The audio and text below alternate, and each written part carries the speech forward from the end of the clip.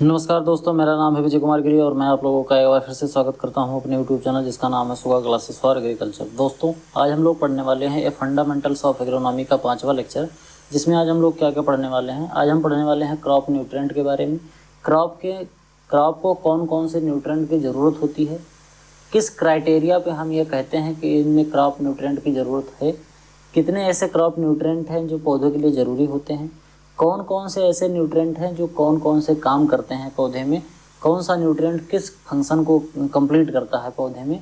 इन सभी चीज़ों के बारे में डिटेल में समझेंगे और इनको किस तरीके से पूरा किया जाता है पौधे में। जैसे मान लो किसी न्यूट्रिएंट की कमी है तो उसको किस तरीके से पूरा किया जाएगा, कौन कौन से ऐसे सोर्स हैं जिससे उस न्यूट्रिएंट की सप्लाई को पौधों के लिए दिया जाता है। इसके साथ साथ हम ये भी पढ़ेंगे कि मैन्योर क्या होता है, कितने तरीके के मैन्योर होते हैं, इनके अंदर कौन कौन से न्यूट्रिएंट पाए जाते हैं, किस तरीके से ये बनाए जाते हैं। इन सभी चीज़ों के बारे में डिटेल में समझेंगे। ये भी समझेंगे कि मैन्योर के एडवांटेज क्या हैं, डिसएडवांटेज क्या हैं, हमारी क्रॉप में मैन्योर क्या प्रभाव डालते हैं, ये क्यों अच्छे होते हैं। इन सभी चीज़ों के बारे में पढ़ेंगे। इसके साथ साथ हम फर्टिलाइज़र्स के बारे में पढ़ेंगे कि कितने तरीके के फर्टिलाइज़र्स होते हैं, कौन कौन से न्यूट्रिएंट इन फर्टिलाइज़र से दिए जाते हैं, इन फर्टिलाइज़रों को किस तरीके से डिवाइड किया जाता है, इनका क्लासिफिकेशन क्या है, किस फर्टिलाइज़र में कौन सा न्यूट्रिएंट कितने परसेंटेज में पाया जाता है, किसकी कैरेक्टरिस्टिक्स कैसी होती है, कौन सा न्यूट्रिएंट एसिडिक है, कौन सा न्यूट्रिएंट बेसिडिक है। ये सभी चीज़ें आपको, ये जो तीनों टॉपिक हैं, इन तीनों टॉपिक के बारे में बिल्कुल डिटेल में आपको पढ़ाया जाएगा। वीडियो थोड़ी लंबी होने वाली है, इस वजह से आप थोड़ा सा पेशेंस बना के और धीरज से पढ़िएगा, वीडियो पूरा देखिएगा। इससे पहले मैं आप लोगों को बता दूं कि अगर आप बीएससी एग्रीकल्चर फर्स्ट सेमेस्टर में हैं तो आप इन 8 सब्जेक्ट को पढ़ रहे होंगे।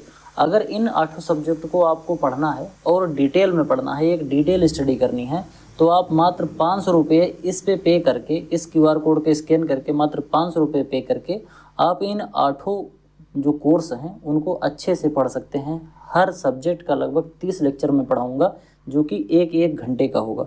इसको करने के लिए आपको क्या करना होगा, 500 रुपये पेमेंट करना होगा और पेमेंट का जो स्क्रीनशॉट है वो हमें भेजना होगा। आपको भेजना कैसे है वो मैं बता देता हूँ। जब आप चैनल की प्लेलिस्ट में जाएंगे, जब आप चैनल का जो होम पेज है उस पर जाएंगे तो आपको एक दिख रहा होगा सब्सक्राइब का बटन। सबसे पहले आपने सब्सक्राइब नहीं किया होगा तो सब्सक्राइब कर लीजिएगा। उसके बाद आप ऊपर जो एक लिंक दिखेगी आपको, ऊपर एक लाइन लिखी हुई है, इस लाइन पर जब आप क्लिक करेंगे तो एक पॉपअप विंडो खुल के आएगी। इस तरीके से एक पॉपअप खुल के आएगा। उसमें जो सबसे नीचे वाला लिंक है जिसमें लिखा होगा सेंड योर पेमेंट स्क्रीनशॉट, इस पर जब आप क्लिक करेंगे और जब इसको आप क्लिक करेंगे तो ये आपको रीडायरेक्ट कर देगा टेलीग्राम पे। इस पर क्लिक करने से पहले आप ये इंश्योर कर लीजिए कि आपने टेलीग्राम डाउनलोड कर रखा हो अपने मोबाइल में। टेलीग्राम पर इस पर जब आप क्लिक करेंगे तो ये रीडायरेक्ट कर देगा आपको टेलीग्राम पे। टेलीग्राम पे आपको क्या करना है कि जो आपने पेमेंट किया है 500 रुपये का, उसका स्क्रीनशॉट भेजना है और इसके साथ साथ आपको मोबाइल नंबर भी सेंड करना है कि कौन से मोबाइल नंबर से आप टेलीग्राम चलाते हैं। फिर उस मोबाइल को मैं एक ग्रुप में ऐड कर दूंगा, जिस ग्रुप में आपको इन 8 जो सब्जेक्ट मैं बताया हूँ, 8 जो कोर्स मैंने बताया है, इसकी वीडियो आपको डिटेल में पढ़ने को मिलेगी। ये जो आपका कोर्स है वो नवंबर 2025 में कंप्लीट होगा। ये मैं हर वीडियो में बता रहा हूँ कि नवंबर 2025, यानी कि ये वाला नहीं, अगले साल जो अगले सेमेस्टर में जो एग्ज़ाम आएगा, अगले साल 2025 का जो फर्स्ट सेमेस्टर का एग्ज़ाम होगा, जो कि नवंबर दिसंबर के महीने में आता है, तब तक मैं आप लोगों का ये जो कोर्स है फर्स्ट सेमेस्टर का, इसको कंप्लीट करवा दूंगा। तो अगर आप चाहते हैं तो आप मात्र 500 रुपये पे करके खरीद सकते हैं। बात करते हैं crop nutrient and manure and fertiliser, इन सभी के बारे में हम पढ़ने वाले हैं। जैसे कि अभी मानव इतिहास में लगभग 109, कई बार 912 भी होते हैं, लगभग 109, 112 इस तरीके से हमारे पास एलिमेंट हैं। अभी तक जो हम केमिस्ट्री पढ़ते हैं उसमें लगभग इतने एलिमेंट खोजे जा चुके हैं। कुछ नेचुरली मिलते हैं, कुछ मानव निर्मित हैं, इतने हैं। लेकिन इतने में से केवल और केवल 17 एलिमेंट ऐसे हैं जो पौधों को ग्रो करने के लिए आवश्यक होते हैं, जिनको हम इसेंशियल न्यूट्रिएंट बोलते हैं। There are only 17 essential nutrient for the plant के लिए केवल 17 एसेंशियल न्यूट्रिएंट होते हैं। इसको बताया था आर्नोन और स्टाउट, ये 2 साइंटिस्ट थे जिन्होंने 1939 में ये प्रपोज किया था कि केवल और केवल यही 17 न्यूट्रिएंट जो होते हैं ये पौधों के लिए आवश्यक होते हैं। इन्होंने एक क्राइटेरिया भी दिया था जिसको हम बोलते हैं क्राइटेरिया ऑफ इसेंशियलिटी। इसी क्राइटेरिया के आधार पर उन्होंने बताया था कि ये क्राइटेरिया केवल ये 17 एलिमेंट पूरा करते हैं, इसीलिए केवल ये 17 एलिमेंट ऐसे हैं जो कि प्लांट के लिए इसेंशियल होते हैं। इसके बाद उन्होंने क्या किया था कि आर्नोन और स्टाउट दोनों ने मिलकर एक क्राइटेरिया ऑफ इसेंशियलिटी का एक वो दिया था। इसके साथ साथ बाद में 1954 में उन्होंने ये क्राइटेरिया ऑफ इसेंशियलिटी जो था इसको रिवाइज किया था और उसको केवल 3 इसेंशियल क्राइटेरिया में डिवाइड कर दिया था। पहले ढेर सारे क्राइटेरियाज थे, लेकिन बाद में उन्होंने इसको मॉडिफाई किया और रिवाइज किया और रिवाइज करके बताया कि केवल 3 कैरेक्टरिस्टिक्स, अगर किसी एलिमेंट में ये 3 कैरेक्टरिस्टिक्स पाए जाएंगे तो इसका मतलब ये है कि वो एलिमेंट पौधों के लिए इसेंशियल होता है। बात करते हैं criteria of essentiality of nutrient की। कौन कौन से ऐसे क्राइटेरिया होनी चाहिए, कौन कौन से ऐसे कैरेक्टरिस्टिक्स होने चाहिए किसी न्यूट्रिएंट में जिससे हम ये बता पाएँ कि ये प्लांट के लिए आवश्यक है, ये प्लांट के लिए इसेंशियल न्यूट्रिएंट है। तो उसमें कौन सा है? सबसे पहला जो क्राइटेरिया है वो ये है, a mineral element is considered essential to plant growth and development if the element is directly involve in plant metabolic function. कहने का मतलब कोई भी मिनरल एलिमेंट तभी इसेंशियल माना जाएगा जब वो प्लांट के अंदर जो ग्रोथ और डेवलपमेंट होती है उसमें डायरेक्टली इन्वॉल्व हो। प्लांट के अंदर जो मेटाबॉलिक एक्टिविटीज़ होती हैं, प्लांट का जो ग्रोथ और डेवलपमेंट होता है, उसमें अगर वो एलिमेंट डायरेक्टली इन्वॉल्व है, इनडायरेक्टली नहीं, अगर डायरेक्टली वो इन्वॉल्व है तो उसको हम बोलेंगे कि ये एक इसेंशियल न्यूट्रिएंट है। जैसे कि नाइट्रोजन इन्वॉल्व होता है प्रोटीन के सिंथेसिस में। किसी भी प्लांट के अंदर अगर प्रोटीन की सिंथेसिस होनी है तो उसमें नाइट्रोजन की ज़रूरत पड़ेगी। बिना नाइट्रोजन के प्रोटीन का सिंथेसिस नहीं हो सकता प्लांट में। जैसे पोटास है, तो पोटेशियम जो होता है वो स्टोमेटा के क्लोजिंग और ओपनिंग में इस्तेमाल होता है। जैसे जो प्लांट के जो क्लोरोफिल होता है, पत्तियों में जो क्लोरोफिल होता है, उसी में एक स्टोमेटा पाया जाता है जो कि जो ऑक्सीजन होता है, ऑक्सीजन और कार्बन डाइऑक्साइड को निकालने और अंदर लेने के लिए उपयोग किया जाता है। तो इसी स्टोमेटा को ओपन करने और इसी स्टोमेटा को क्लोज करने, ओपन करने और क्लोज करने के लिए एक एलिमेंट की, एक न्यूट्रिएंट की ज़रूरत होती है जिसको हम बोलते हैं पोटेशियम। तो पोटेशियम भी डायरेक्टली इन्वॉल्व हो गया प्लांट के मेटाबॉलिज्म में। इसके साथ साथ शुगर के ट्रांसलोकेशन में, शुगर बोले तो कोई भी ऐसा कार्बोहाइड्रेट जो कि प्लांट में बनता है तो उसके शुगर के ट्रांसलोकेशन में पत्तियों में बनेगा, फिर पत्तियों से कई बार जड़ में स्टोर होता है, कई बार ग्रेन में स्टोर होता है, कई बार स्टेम में स्टोर होता है। बनता कहाँ है? पत्तियों में स्टोर होता है प्लांट के दूसरे भाग में। तो एक जगह से दूसरी जगह पर जो शुगर का ट्रांसलोकेशन होता है उसमें भी आपका जो पोटेशियम होता है वो डायरेक्टली इन्वॉल्व होता है। इसके साथ साथ जो आपका पी है बोले तो फास्फोरस, ये एनर्जी ट्रांसफ़र करता है प्लांट में। जैसे एटीपी, एडीपी जो होता है, एडेनोसिन ट्राइफॉस्फेट, एडेनोसिन डाइफॉस्फेट, ये जो होता है एटीपी और एडीपी जो प्लांट के अंदर जो एनर्जी बनती है, जैसे वो फोटोसिंथेसिस कर रहा है, रेस्पिरेशन कर रहा है, या ग्रोथ कर रहा है, या डेवलपमेंट कर रहा है, प्लांट कुछ भी करेगा तो उसको करने के लिए एनर्जी चाहिए। एनर्जी एक सेल से दूसरे सेल में, एक जगह से दूसरी जगह पर कैसे पहुंचती है, उसके लिए फॉस्फोरस इंपॉर्टेंट होता है। तो जो फॉस्फोरस होता है ये डायरेक्टली इन्वॉल्व होता है ट्रांसलोकेशन के लिए, किसी भी न्यूट्रिएंट का ट्रांसलोकेशन, एनर्जी के ट्रांसफ़र के लिए। बात करते हैं plant are unable to complete its life cycle. एक क्राइटेरिया और भी होती है कि अगर इस न्यूट्रिएंट की कमी पड़ गई तो वो प्लांट जो है वो अपनी लाइफ साइकिल पूरी नहीं कर पाएगा, मतलब प्लांट बीच में ही मर जाएगा, डेड हो जाएगा। कैसे? जैसे मान लो कि नाइट्रोजन चाहिए किसी प्लांट को, अगर उसमें नाइट्रोजन हम नहीं देंगे तो प्लांट क्या होगा? सूख जाएगा, डेड हो जाएगा। तो पहली क्राइटेरिया तो ये है कि डायरेक्टली इन्वॉल्व हो प्लांट के मेटाबॉलिज्म में। दूसरी, अगर वो एब्सेंट हो गया, अगर वो नहीं मिल रहा है पौधे को, तो पौधा अपना लाइफ साइकिल कंप्लीट नहीं कर पाएगा। और इसके बाद जो डिफिशियंसी सिम्टम है of the element can not be corrected by supply of other particular element. कहने का मतलब कि अगर किसी एक न्यूट्रिएंट की कमी है तो उस न्यूट्रिएंट की कमी को पूरा करने के लिए कोई दूसरा न्यूट्रिएंट हम नहीं डाल सकते, ये भी क्राइटेरिया होनी चाहिए। जैसे अगर नाइट्रोजन की कमी है तो ऐसा नहीं है कि नाइट्रोजन की कमी को पूरा करने के लिए हम कोई उसमें दूसरा एलिमेंट डाल दें। जैसे मान लो नाइट्रोजन की कमी को पूरा करने के लिए हमने फास्फोरस डाल दिया। जैसे हमको प्यास लगी है तो प्यास की कमी को पूरा करने के लिए हमने दूध पी लिया, तो हमारी प्यास थोड़ी बहुत ख़त्म हो जाएगी। तो इस तरीके से भी नहीं होना चाहिए। अगर हमको प्यास लगी है तो हमको पानी ही चाहिए। कहने का तरीका ये है कि अगर नाइट्रोजन की कमी है तो आपको नाइट्रोजन ही डालना पड़ेगा, तभी उसकी कमी दूर होगी।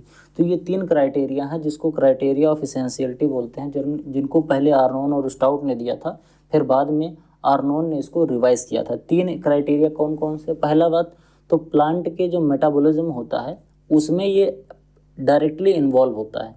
दूसरा, अगर इसका अब्सेंस हो गया प्लांट में तो प्लांट अपनी लाइफ साइकिल नहीं कंप्लीट कर सकता। तीसरा होता है अगर इसकी डिफिशियंसी हो जाए, किसी एक न्यूट्रिएंट की डिफिशियंसी हो जाए तो उसको किसी दूसरे न्यूट्रिएंट के सप्लाई से कंप्लीट नहीं किया जा सकता। जिस न्यूट्रिएंट की डेफिशिएंसी है उसी न्यूट्रिएंट को अप्लाई करना पड़ेगा, तभी उसकी डेफिशिएंसी खत्म होगी।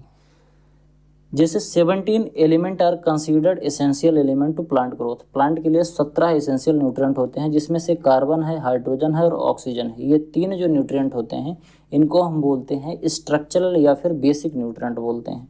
ये पौधों में लगभग 97%, 95 to 97% तक जो पौधे का स्ट्रक्चर होता है वो बनाते हैं, इसीलिए इनको स्ट्रक्चरल एलिमेंट कहते हैं। पौधे में सबसे ज़्यादा यही पाए जाते हैं। जैसे पौधे में सबसे ज़्यादा पानी पाया जाता है तो पानी के लिए हाइड्रोजन और ऑक्सीजन जरूरी होता है। उसके बाद पौधे में कार्बोहाइड्रेट पाया जाता है तो कार्बोहाइड्रेट में भी यही CHO, यही तीनों होते हैं। तो इस तरीके से प्लांट में जो बेसिक न्यूट्रिएंट होते हैं, जो सबसे ज़्यादा अमाउंट में रिक्वायरमेंट होती है जिनकी, उनको कहते हैं CHO, बोले तो कार्बन, हाइड्रोजन एंड ऑक्सीजन। अब इनको हम देते नहीं हैं पौधे में, डायरेक्टली हम इनको फर्टिलाइजर के रूप में देते नहीं हैं। इस वजह से हमको ये लगता है कि ये न्यूट्रिएंट ज़रूरी नहीं होते हैं। जैसे कार्बन और हाइड्रोजन और ऑक्सीजन हमको पौधे को कहाँ से मिल जाता है? ये जो हम पानी देते हैं तो वहाँ से मिल जाता है। इसके बाद जो पौधे कार्बन डाइऑक्साइड लेते हैं तो उसमें कार्बन और ऑक्सीजन पौधे को यहाँ से भी मिल जाता है। तो इस तरीके से पौधे को कार्बन, हाइड्रोजन और ऑक्सीजन तीनों मिल जाते हैं और इन्हीं तीनों को बोलते हैं स्ट्रक्चरल न्यूट्रिएंट या फिर बेसिक न्यूट्रिएंट बोलते हैं। But are the most abundant element in the plant, ये तो मैंने बता दिया।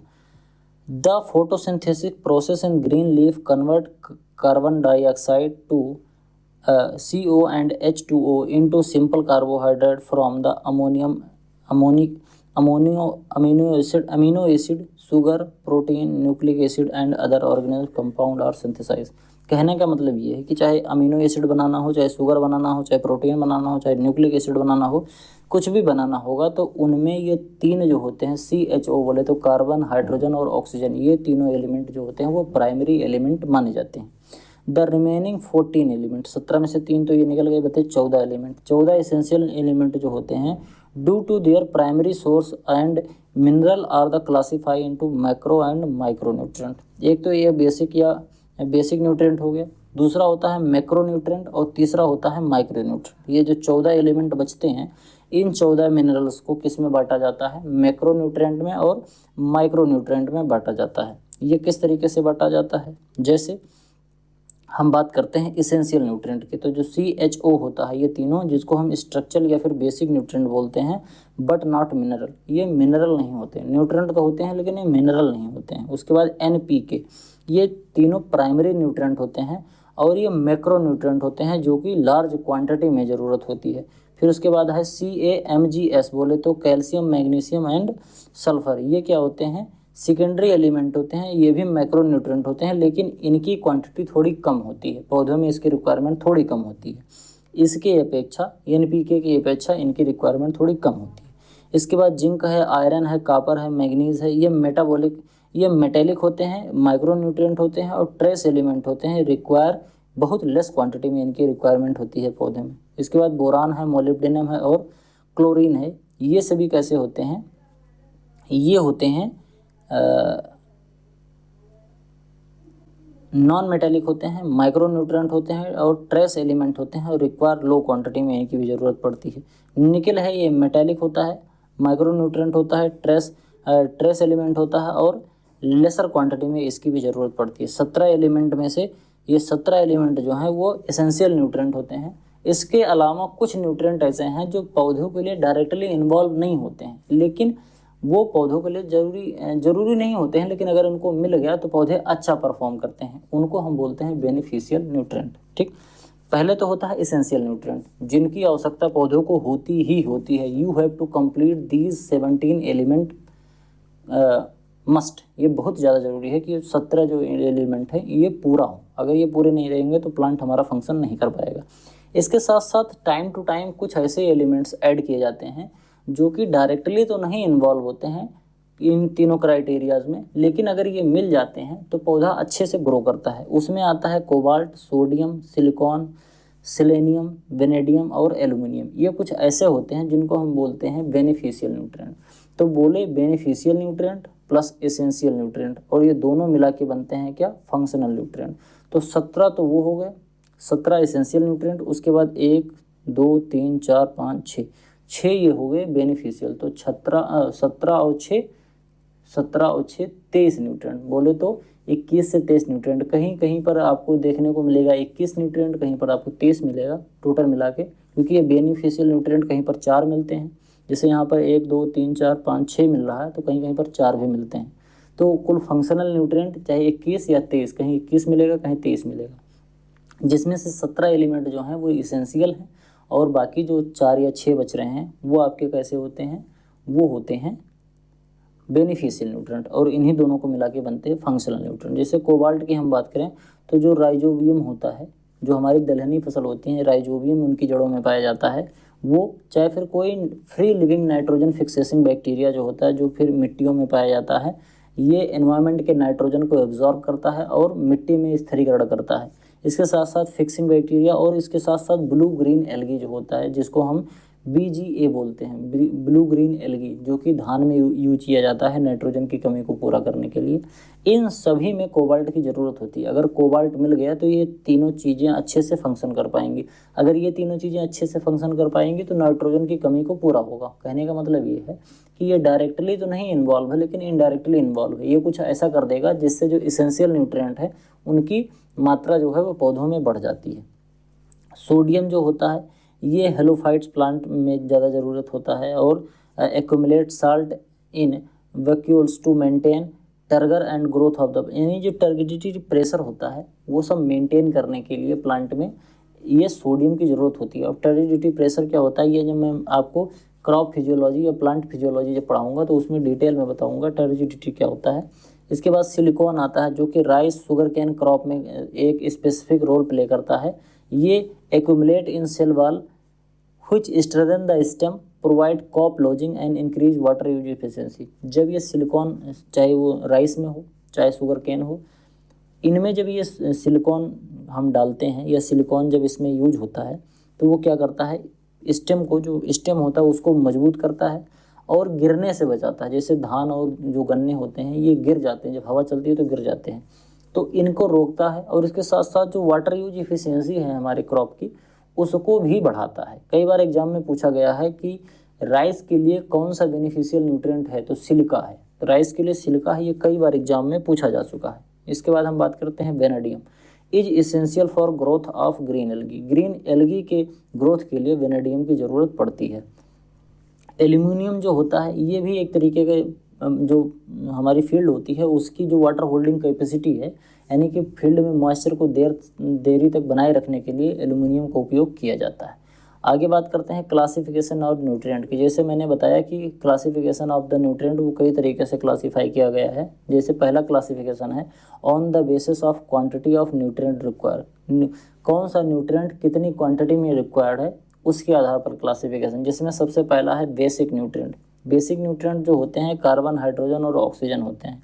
ये तीनों बहुत ही ज़्यादा मात्रा में आवश्यक होते हैं। ये पौधे का लगभग 96% बनाते हैं। पौधे का जो ड्राई मैटर होता है उसमें लगभग 96% होता है, और पौधे का जो ग्रीन मैटर, जो वेट मैटर होता है, यानी कि सूखा मैटर तो ये हो गया, लेकिन जो गीला मैटर है, तो पौधा गीला कैसे होगा, पानी की वजह से। पानी में भी हाइड्रोजन और ऑक्सीजन ही होता है। तो मतलब more than 96% of the plant weight comes from CHO बोले तो कार्बन, हाइड्रोजन और ऑक्सीजन से आता है। और ऑक्सीजन जो होता है वो 45% होता है, और हाइड्रोजन जो होता है वो 6% होता है।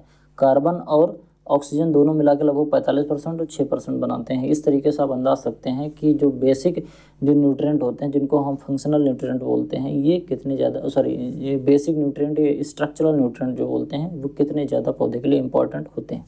अब बात करते हैं मैक्रो न्यूट्रिएंट की। इनकी एक क्राइटेरिया होती है, the nutrient which are required by plant in large quantity are called macro और मेजर न्यूट्रिएंट।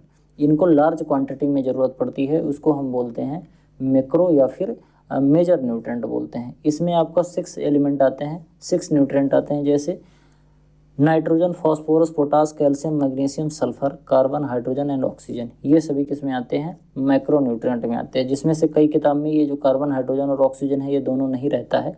आपको केवल यही 6 मिलेंगे। कौन कौन से? Nitrogen, phosphorus, potash, calcium, magnesium और सल्फर, ये तीनों आपके नहीं रहते हैं। अब बात करते हैं हम प्राइमरी न्यूट्रिएंट की। जो मैक्रो न्यूट्रिएंट होता है, मैक्रो न्यूट्रिएंट के अंतर्गत ही आता है प्राइमरी न्यूट्रिएंट।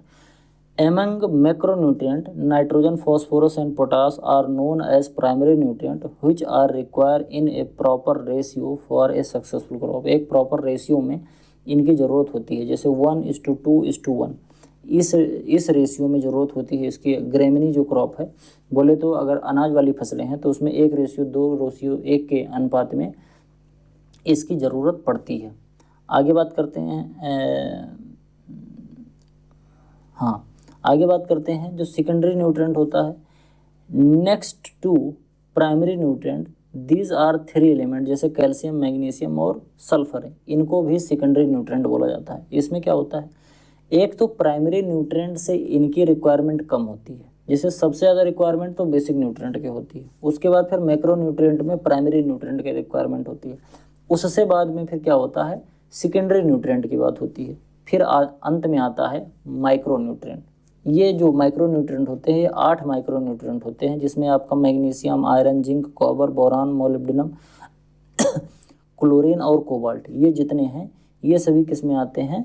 ये सभी आते हैं माइक्रो न्यूट्रिएंट में आते हैं। ठीक, अब एक तरीके से मैं आपको एक बार कायदे से सिखा देता हूँ कैसे आप शॉर्टकट में याद कर सकते हो बेसिक न्यूट्रिएंट, माइक्रो न्यूट्रिएंट और मैक्रो न्यूट्रिएंट। बेसिक न्यूट्रिएंट में CHO ये याद कर लेना। ठीक, प्राइमरी न्यूट्रिएंट में NPK याद कर लेना।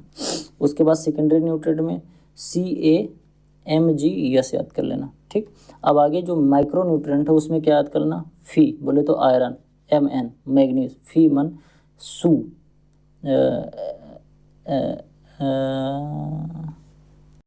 Cu, फी मन सू जन, BCl, मो, नी, Ni। कैसे? Iron, manganese, calcium, zinc, boron, chlorine और मैग्नीज और इसके बाद निकिल, ये 3 चीज़ें फी, मन, सू, जन, बी, कल, मो, नी, ये सभी क्या होते हैं? माइक्रो न्यूट्रिएंट माने जाते हैं। कैसे याद करोगे? CHO, NPK, CAMGS, फी, मन, सू, जन, बी, कल, मो, नी, ये 17 बेसिक 17 एसेंशियल न्यूट्रिएंट होते हैं। आगे जो क्लासिफिकेशन है वो classification on the basis of mobility in the plant. Plant के अंदर कौन सा एलिमेंट ज़्यादा मोबाइल है, बोले तो एक जगह से दूसरी जगह पर कौन ज़्यादा आता जाता रहता है, उसको बोलते हैं जो चलनशील होता है, मतलब पौधे में ज़्यादा वो गति करता रहता है, एक जगह से दूसरी जगह जाता रहता है। हाईली मोबाइल कौन होता है? NPK, nitrogen, phosphorus, potash. Moderately mobile होता है जिंक, ये थोड़ा कम चलता है। उसके बाद लेस मोबाइल, ये थोड़ा और कम चलता है, जिसमें sulphur, iron, manganese, chlorine, molybdenum and cobalt. Immobile में होता है कैल्शियम एंड बोरान, ये दोनों इमोबाइल होते हैं। अब हम बात करते हैं फंक्शन ऑफ प्लांट न्यूट्रिएंट की, जिसमें कार्बन आता है। It is the basic molecular compound of carbohydrate, protein, lipid and nucleic acid. अगर प्लांट में कहीं भी कार्बोहाइड्रेट बन रहा है तो कार्बोहाइड्रेट में 3 एलिमेंट होते हैं CHO, तो बिना इनके तीनों के कार्बोहाइड्रेट बन ही नहीं सकता, तो कार्बन यहाँ भी लगता है। प्रोटीन में भी CHO तीनों होते हैं, लिपिड में भी कार्बन होता है, न्यूक्लिक एसिड में भी कार्बन होता है। तो अगर कार्बन नहीं रहेगा तो ना फिर कार्बोहाइड्रेट बन पाएगा, ना प्रोटीन बन पाएगा, ना लिपिड बन पाएगा और ना ही न्यूक्लिक एसिड बन पाएगा। ये सभी चीज़ें नहीं बन पाएगी। इसी वजह से अगर ये सभी चीज़ें बननी हैं तो कार्बन की ज़रूरत पड़ती है। ऑक्सीजन में it is somewhat like carbon in that it occurs in variety of organic compound and living organism. कोई भी ऑर्गेनिक कंपाउंड है या फिर कोई लिविंग ऑर्गेनिज्म है, उनके लिए ऑक्सीजन ज़रूरी है। बिना ऑक्सीजन के वो जीवित रह ही नहीं सकते। कोई भी जीवित प्राणी है वो अपने जीने के लिए सांस लेगा और सांस में ऑक्सीजन की ज़रूरत पड़ती है। तो इस वजह से ऑक्सीजन बहुत ज़्यादा इम्पॉर्टेंट है, चाहे वो पौधा हो चाहे वो फिर कोई और जीव जंतु हो। बात करते हैं हाइड्रोजन की। Play a critical role in plant metabolism. Plant का जो मेटाबॉलिज्म होता है उसमें हाइड्रोजन का बहुत इंपॉर्टेंट रोल होता है। इम्पॉर्टेंट इन आयोनिक बैलेंस, प्लांट के अंदर जो आयन का बैलेंस बनाने के लिए ये काफ़ी ज़्यादा ज़रूरी होता है। As main reducing agent play a key role in energy relation of cell. बात समझना, जब कहीं एनर्जी रिलीज होती है, जब कोई केमिकल रिएक्शन होता है, चाहे ऑक्सीडेशन होता है चाहे रिडक्शन होता है, जब रिडक्शन होता है तो उसी को बैलेंस करने के लिए हाइड्रोजन की ज़रूरत पड़ती है। आगे बात करते हैं नाइट्रोजन की। नाइट्रोजन का क्या फंक्शन होता है? पौधे में जो ग्रीन लीफ होती है, ग्रीन लीफ जो बनता है क्लोरोफिल, उसके लिए नाइट्रोजन जरूरी होता है। Nitrogen is needed for vigorous vegetative leaves and stem growth and dark green leaf colour. पौधे में जो डार्क ग्रीन लीफ कलर होता है उसके लिए नाइट्रोजन काफ़ी ज़्यादा ज़रूरी होता है। It is a component of many important organic compounds regarding ranging from protein to nucleic acid. Protein से लेकर न्यूक्लिक एसिड तक बहुत ढेर सारे ऐसे ऑर्गेनिक कंपाउंड बनते हैं जिनमें नाइट्रोजन का क्रिटिकल रोल होता है। It feeds soil micro organism and they decompose organic matter. कहने का मतलब ये है कि ये जो है नाइट्रोजन, ये ऑर्गेनिक मैटर जो माइक्रो ऑर्गेनिज्म जो होता है सॉइल के अंदर, ये नाइट्रोजन को यूज़ करता है और उसके बाद फिर क्या करता है, जो ऑर्गेनिक मैटर पड़े होते हैं मिट्टी के अंदर उनको डिकम्पोज करता है। यानी कि जो आधे सड़े गले, जो आधे सड़े हुए जो चीज़ें हम डालते हैं, जो ऑर्गेनिक मैटर अपनी मिट्टी में डालते हैं, उन मिट्टी को जो ऑर्गेनिक मैटर उसमें पड़ता है उसको डिकम्पोज करने के लिए माइक्रो ऑर्गेनिज्म की ज़रूरत पड़ती है। और ये माइक्रो ऑर्गेनिज्म क्या करते हैं, नाइट्रोजन का यूज करते हैं, उसी से फिर बाद में ये ऑर्गेनिक मैटर को डिकम्पोज कर पाते हैं। It is a part of protein, enzyme, chlorophyll, growth regulator, Uptake inhibited by high phosphorus level. बात समझना, ये सभी जितने भी चीज़ें हैं, चाहे वो प्रोटीन हो, चाहे एंजाइम हो, चाहे क्लोरोफिल हो, चाहे कोई ग्रोथ रेगुलेटर हो, इन सभी के बनने में नाइट्रोजन का बहुत इंपॉर्टेंट रोल होता है। अगर नाइट्रोजन नहीं होगा तो ये सभी चीज़ें बन ही नहीं पाएंगी। इसके साथ साथ एक बहुत इंपॉर्टेंट चीज़ होती है, अगर पौधे में फॉस्फोरस का लेवल, जैसे नाइट्रोजन, फॉस्फोरस, पोटास, ये तीनों प्राइमरी न्यूट्रिएंट हैं, तो अगर फॉस्फोरस पौधे में ज़्यादा हो गया, फॉस्फोरस की मात्रा पौधे में ज़्यादा हो गई, तो ये नाइट्रोजन का जो अपटेक है वो उसका कम कर देगा। कहने का मतलब ये है, अगर पौधे में फास्फोरस ज़्यादा हो गया, ध्यान से समझना, अगर पौधों में फास्फोरस ज़्यादा हो गया तो पौधा नाइट्रोजन को एब्जॉर्ब नहीं कर पाएगा। Nitrogen and phosphorus, nitrogen and potassium, N and K ratio is important. अगर हाई नाइट्रोजन हो गया और लो पोटेशियम हो गया तो वेजिटेटिव ग्रोथ अच्छी होगी। कहने का मतलब पौधों में अगर नाइट्रोजन और पोटास की रेशियो की बात करें तो नाइट्रोजन क्या, अगर नाइट्रोजन ज़्यादा हो गया और पोटेशियम कम हो गया तो पौधे का वेजिटेटिव जो ग्रोथ होगा वो बहुत अच्छे तरीके से होगा। वहीं अगर नाइट्रोजन कम हो गया और पोटास ज़्यादा हो गया तो इससे फ्लावरिंग और फ्रूटिंग अच्छी हो जाती है। इसीलिए जब हम क्रॉप को ग्रो करते हैं तो क्रॉप की स्टार्टिंग में फ्लावरिंग से पहले पहले हम नाइट्रोजन ज़्यादा डालते हैं, क्योंकि उस समय नाइट्रोजन की ज़्यादा ज़रूरत पड़ती है। इसके बाद नाइट्रोजन हम नहीं डालते हैं। फ्लावरिंग जैसे लगेगा कि अब फ्लावरिंग स्टार्ट होने वाला है तो हम नाइट्रोजन नहीं डालेंगे, कि जिससे नाइट्रोजन का कंसंट्रेशन घट जाए, और जब नाइट्रोजन घट जाएगा तो ऑटोमेटिकली जो पोटेशियम है वो बढ़ जाएगा। ठीक, तो जब नाइट्रोजन ज़्यादा रहता है तो क्या होता है, नाइट्रोजन ज़्यादा है और पोटास कम है तो क्या होगा, वेजिटेटिव ग्रोथ ज़्यादा होगी। अगर नाइट्रोजन घट गया और पोटास बढ़ गया, पोटास बोले तो पोटेशियम, अगर पोटास बढ़ गया तो फ्लावरिंग और फ्रूटिंग ये बहुत तेज़ी से होने लगता है पौधे में। फॉस्फोरस की बात करें तो फॉस्फोरस जो होता है वेरी मोबाइल इन प्लांट्स होता है, यानी प्लांट में बहुत ज़्यादा ये गति करता रहता है। रिलेटिवली इमोबाइल इन सॉइल, और सॉइल में ये इमोबाइल होता है, सॉइल में बहुत ज़्यादा इधर उधर नहीं जाता है। डज नॉट लीच, ये लीचिंग करके पानी के नीचे नहीं जाता है। कहने का मतलब ये है कि जब पानी में, जब सॉइल में जो पानी हम भरते हैं, खेत में अपने पानी भरते हैं, तो पानी जो ग्राउंड वाटर में धीरे धीरे जाता है, लीच आउट करता है। तो इसके साथ साथ जब पानी पर्कुलेशन के थ्रू नीचे जाता है तो ये अपने साथ फॉस्फोरस को नहीं लेके जाता है, फॉस्फोरस मिट्टी में ही पड़ा रहता है। It stored seed and fruit, seed और फ्रूट में ये स्टोर होता है phosphorus. It is most readily available to plant between 6 से 7.5। अगर मिट्टी का जो पीएच है, सॉइल का अगर पीएच 6 से 7.5 के बीच में है तो ये जो फॉस्फोरस होता है ये पौधों को बहुत ही अच्छी मात्रा में उपलब्ध हो जाएगा। अगर कम हुआ, पीएच 6 से कम हो गया या पीएच 7.5 से ज़्यादा हो गया तो पौधों में फॉस्फोरस की अवेलेबिलिटी घट जाएगी, क्योंकि पौधे तब एब्जॉर्ब नहीं कर पाएंगे। अनअवेलेबल इन वेरी एसिडिक और एल्कलाइन, जैसे जैसे 6 से कम होता जाएगा वैसे अवेलेबिलिटी घटती जाएगी, और 7.5 से अगर ज़्यादा होता जाएगा तब भी इसकी अवेलेबिलिटी घटती जाएगी। It has a critical role in energy transfer and protein metabolism. चाहे एनर्जी ट्रांसफ़र करना हो, पौधे में एनर्जी एक जगह से दूसरी जगह ट्रांसफ़र करनी हो, चाहे पौधे के अंदर कोई मेटाबॉलिज्म वाली प्रक्रिया करनी हो, इन सब के लिए फॉस्फोरस ज़रूरी होता है। Phosphorus has also a role in fat, carbon, hydrogen and oxygen metabolism. चाहे वो फैट का मेटाबॉलिज्म, चाहे फैट हो, चाहे कार्बन हो, चाहे हाइड्रोजन हो और चाहे ऑक्सीजन का मेटाबॉलिज्म हो, इन सभी में फॉस्फोरस की ज़रूरत पड़ती है। और चाहे इसके साथ साथ रेस्पिरेशन हो, चाहे फोटोसिंथेसिस हो, इन सभी में फॉस्फोरस की ज़रूरत पड़ती है। Found in greatest concentration in site of new cell growth. जहाँ पर नई सेल की ग्रोथ हो रही होती है वहाँ पर फॉस्फोरस की ज़्यादा ज़रूरत पड़ती है। कहने का मतलब ये है कि जो फॉस्फोरस है ये सेल डिवीजन में भी बहुत ज़्यादा ज़रूरी होता है।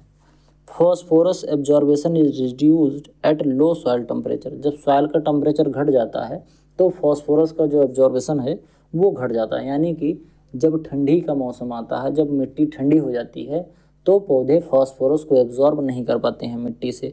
Phosphorus is necessary to stimulate early root formation and growth, hasten crop maturity, stimulate flowering and seed production, give winter hardiness. कहने का मतलब जो फॉस्फोरस होता है ये अर्ली स्टेज में रूट के फॉर्मेशन में और पौधे की ग्रोथ में इम्पॉर्टेंट होता है।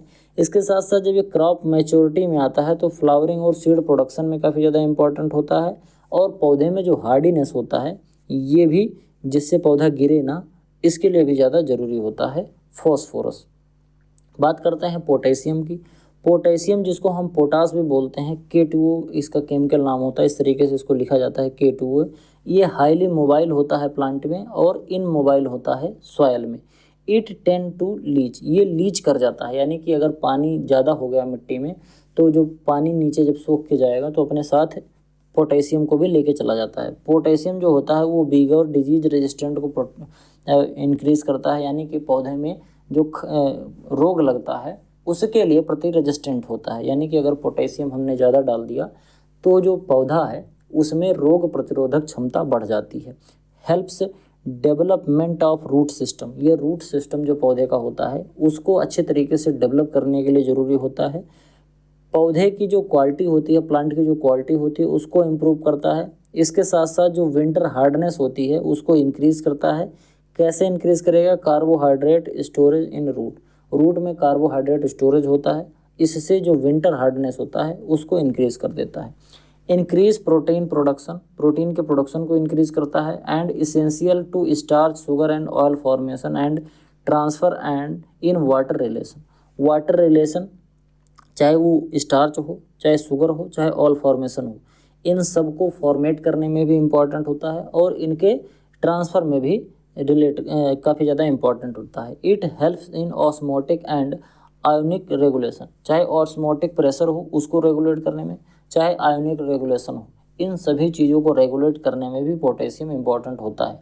आगे जब आप पढ़ेंगे तो फोटोसिंथेसिस, जब आप पढ़ेंगे तो फोटोसिंथेसिस में ये जो पोटेशियम होता है वो एक तरीके का रेगुलेटर का भी काम करता है। जब मैं फोटोसिंथेसिस आपको पढ़ाऊंगा तो उसमें डिटेल में पढ़ाऊंगा कि फोटोसिंथेसिस में किस तरीके से जो पोटेशियम होता है वो एक तरीके का रेगुलेटर का काम करता है। बात करते हैं कैल्शियम की। कैल्शियम जो होता है वो इमोबाइल होता है, बोले तो प्लांट में एक जगह से दूसरी जगह पर आता जाता नहीं रहता है।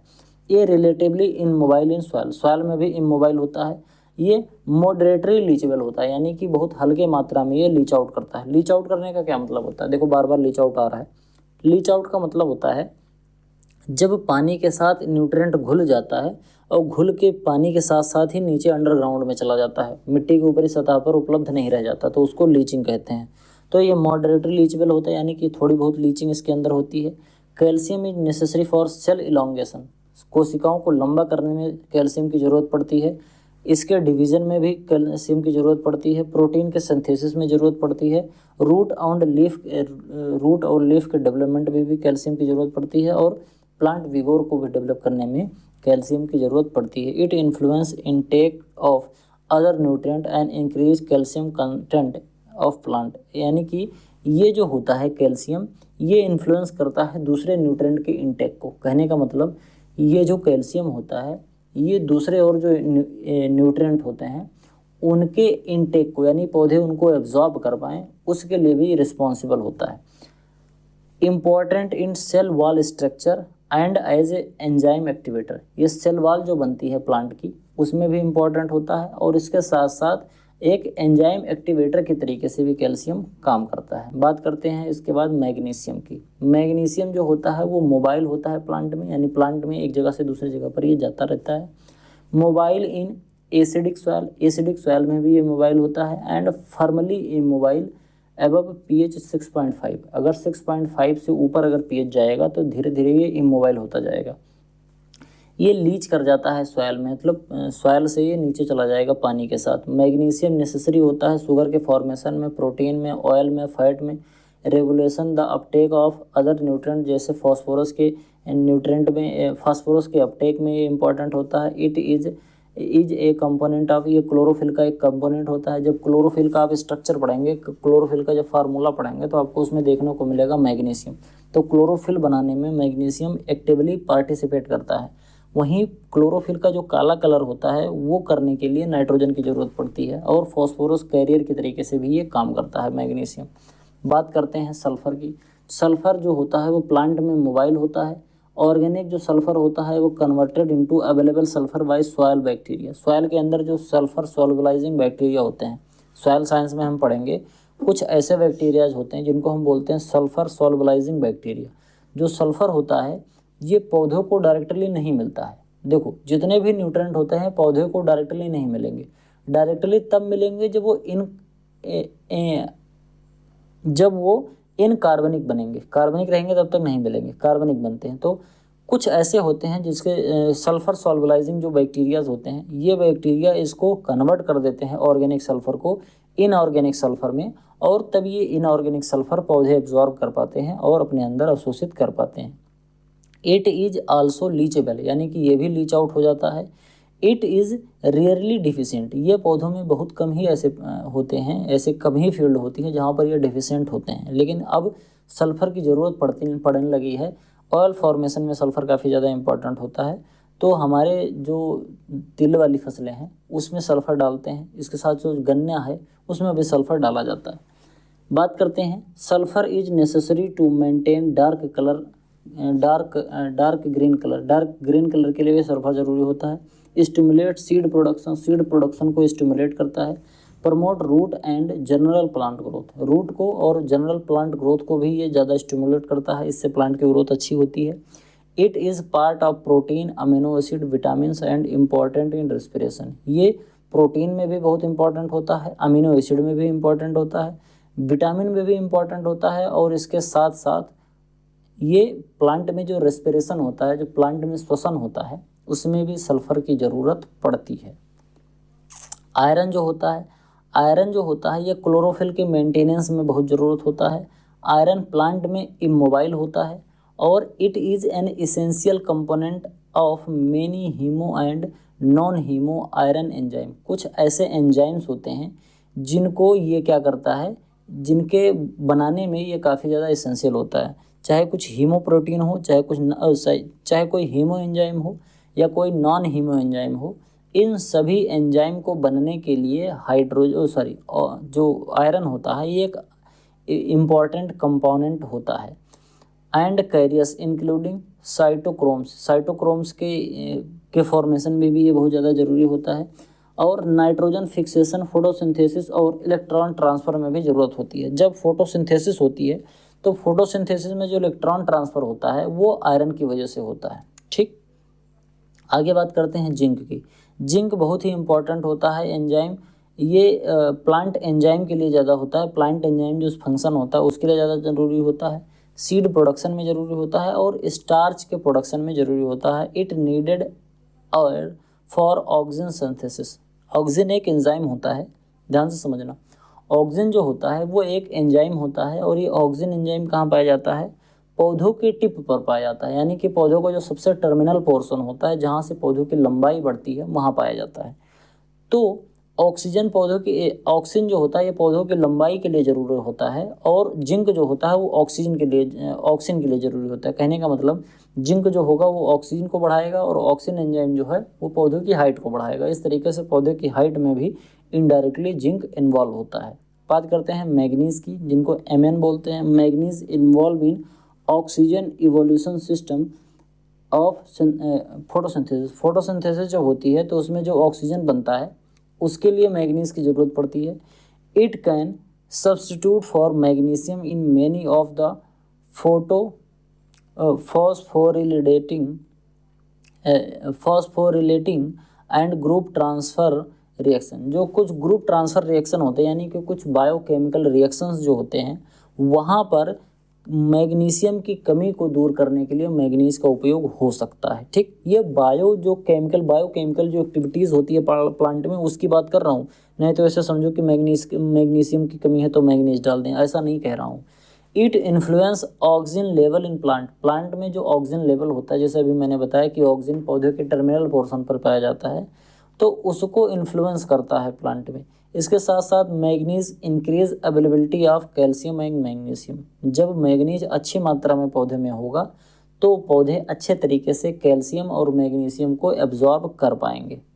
बात करते हैं कॉपर की। Copper is a constituents of enzyme system. Enzyme system में कॉपर जरूरी होता है। It is involve in photosynthesis and respiration and the formation of lignin. Photosynthesis में ज़रूरी होता है, उसके साथ साथ जो श्वसन होता है पौधे में उसमें ज़रूरी होता है, और जो लिग्निन फॉर्मेशन होता है, लिग्निन फॉर्मेशन के लिए भी कॉपर की काफ़ी ज़्यादा ज़रूरत पड़ती है। It has indirect effect in nodule formation. Nodule का जो फॉर्मेशन होता है उसमें जैसे मैंने बताया था कि कोबाल्ट की ज़रूरत होती है नोड्यूल फॉर्मेशन में। जो लेग्यूमिनस क्रॉप होती है उसमें नोड्यूल का फॉर्मेशन होता है, जड़ों में एक गांठ बनती है, तो जो कोबाल्ट है वो तो डायरेक्टली इन्वॉल्व होता है, लेकिन ये जो कॉपर है ये इनडायरेक्टली इन्वॉल्व होता है। मॉलिब्डेनम की बात करें तो मॉलिब्डेनम की कमी से जो आपकी गोभी होती है उसमें व्हिपटेल नाम की एक बीमारी हो जाती है। Molybdenum is needed for enzyme activities in the plant and for nitrogen fixation in legumes. Legume जो क्रॉप होती है उसमें नाइट्रोजन फिक्सेशन करने में और प्लांट में एंजाइम की एक्टिविटीज़ में मोलिब्डेनम का काम लगता है। It is an essential component of enzyme nitrate reductase in plant. Nitrate reductase जो एंजाइम होता है उसका एक इम्पॉर्टेंट कंपोनेंट होता है मोलिब्डेनम। जब आगे हम पढ़ाएंगे तो आपको बताएंगे एंजाइम क्या होता है, नाइट्रेट रिडक्टेज एंजाइम क्या होता है, एंजाइम का काम क्या होता है, पौधों के लिए क्यों ज़रूरी होते हैं, कितने कंसंट्रेशन में ज़रूरी होते हैं, कौन कौन से एंजाइम होते हैं, कौन से नेचुरल एंजाइम है, कौन से सिंथेटिक एंजाइम है, हर एंजाइम का क्या काम होता है, ये सभी चीज़ डिटेल में आपको पढ़ाऊंगा। बोरान की बात करें, primary function of boron in plant are related to cell wall formation. Cell wall के फॉर्मेशन में ज़रूरी होता है एंड रिप्रोडक्टिव टिश्यू के फॉर्मेशन में भी ये ज़्यादा ज़रूरी होता है। It is necessary for nodule formation. जो लेगुमिनस क्रॉप में लेड्यूल बनती है उनके फॉर्मेशन भी बोरान की ज़रूरत पड़ती है। It is associated with translocation of sugar. Sugar के ट्रांसलोकेशन, जो पौधे के अंदर जो शुगर बनता है उसके ट्रांसलोकेशन में भी एसोसिएटेड होता है, जैसे स्टार्च, नाइट्रोजन और फॉस्फोरस, इन सभी के ट्रांसलोकेशन में ये ज़रूरी होता है बोरान। बात करते हैं क्लोराइड की। Chloride is require for plant for leaf turgor and photosynthesis. इसमें ज़रूरी होती है। निकल जो होता है, निकल is require by plant for proper seed germination. एक अच्छे तरीके से सीड जर्मिनेशन हो उसके लिए ज़रूरत होती है। और बेनिफिशियल होती है nitrogen metabolism in legume and other plant which ureides compound divide from urea are important in metabolism. कहने का मतलब ये है कि जो निकल होता है ये प्लांट में प्रॉपर सीड फॉर्मेशन में और नाइट्रोजन के लिए बेनिफिशियल होता है। निकल जो होता है ये जब पौधे में होता है तो एक तो सीड की जर्मिनेशन अच्छे से होती है, उसके साथ साथ नाइट्रोजन को ये इनडायरेक्टली प्रोवाइड कराता है पौधे को, इसलिए भी ये ज़रूरी होता है। बात करते हैं source of minerals nutrient element. कहने का मतलब जो 17 एलिमेंट होते हैं, जो एसेंशियल एलिमेंट हैं, वो पौधों में किस तरीके से मिलते हैं। जैसे जो कार्बन है वो कार्बोमेट के फॉर्म में मिलता है, नाइट्रोजन जो है वो ऑर्गेनिक मैटर के फॉर्म में मिलता है, फॉस्फोरस जो है वो एपेटाइट के फॉर्म में मिलता है, पोटेशियम जो है माइका या फेल्सपार के फॉर्म में मिलता है, जो कैल्शियम है वो डोलोमाइट या एपेटाइट या कैल्साइट या जिप्सम इस फॉर्मेट में मिलता है। ये सभी सोर्स हैं जो नेचुरल इसके सोर्स माने जाते हैं। जैसे कार्बोमेट से कार्बन मिल जाएगा, ऑर्गेनिक मैटर से नाइट्रोजन मिल जाएगा, एपेटाइट से फॉस्फोरस मिल जाएगा, माइका या फेल्सपार से पोटेशियम मिल जाएगा, कैल्शियम डोलोमाइट, एपेटाइट, कैल्शियम या कैल्साइट और जिप्सम, ये सभी क्या होते हैं रॉक के क्लासिफिकेशन में आप ये सब पढ़ेंगे। इसमें कैल्शियम की मात्रा होती है। Magnesium dolomite, muscovite, biotite, olivine इनमें मिलता है। सल्फर जो होता है पायराइट, जिप्सम, ऑर्गेनिक मैटर से सल्फर मिल जाता है। आयरन जो होता है पायराइट और मैग्नीटाइट्स में मिलता है। जो बोरान होता है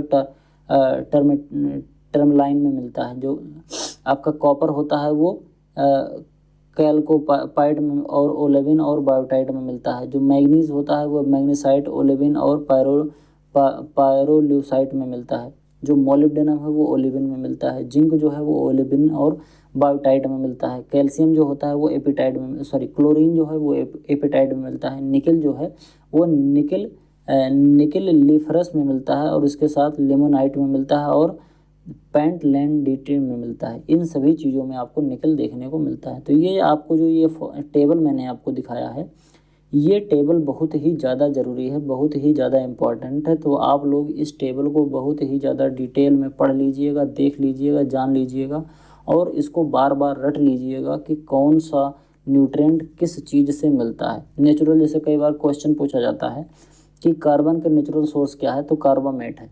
एक बार एग्जाम में पूछा गया था कि जिंक जो है इसका नेचुरल रिसोर्सेज क्या होता है, तो ओलिवाइन और बायोटाइट होता है। तो ये बहुत ज़्यादा इंपॉर्टेंट है competitive exam point of view से।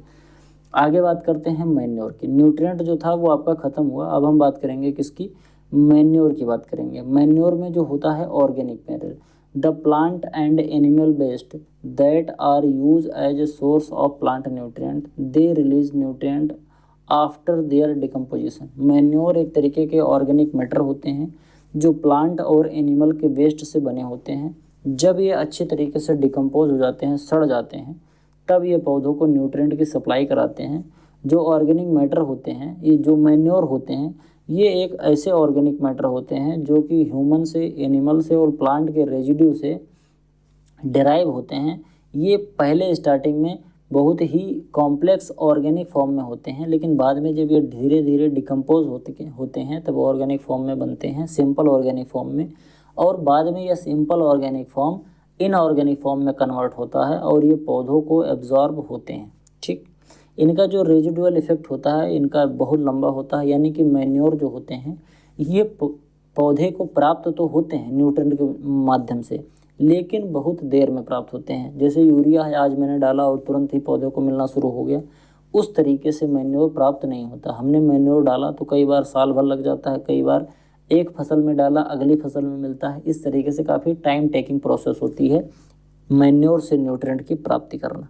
Major source of manure, manure का अगर मेजर सोर्स की बात करें तो कैटल शेड वेस्टेज, जहाँ पर हम पशुओं को बांधते हैं वहाँ पर जो वेस्टेज होता है, जैसे जानवरों का जो डग होता है, जैसे गोबर, यूरिन, उनकी स्लरी जो होती है, ये इसके साथ साथ जो बायोगैस प्लांट होते हैं इनसे मिलता है मैन्योर बनाने के लिए।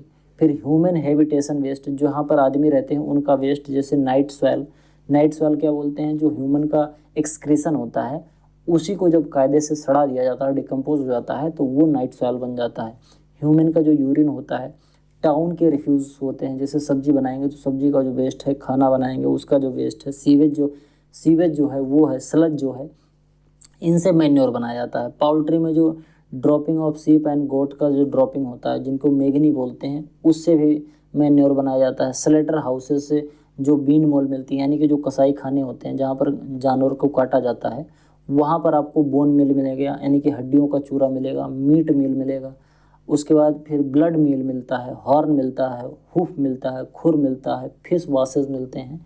ये सभी चीज़ें ऑर्गेनिक मैन्योर की तरीके से यूज की जाती हैं। Bio product of agro industry, कुछ ऐसे एग्रो इंडस्ट्री है जहाँ के बायो प्रोडक्ट, जैसे ऑयल केक, तेल निकालने वाली इंडस्ट्री से तेल तो निकाल लिया जाता है, बाद में जो तेल से जो खली बनती है जिसको ऑयल केक कहते हैं, वो बेगासस, प्रेस मड, ये बेगासस और प्रेस मड गन्ने से मिलता है।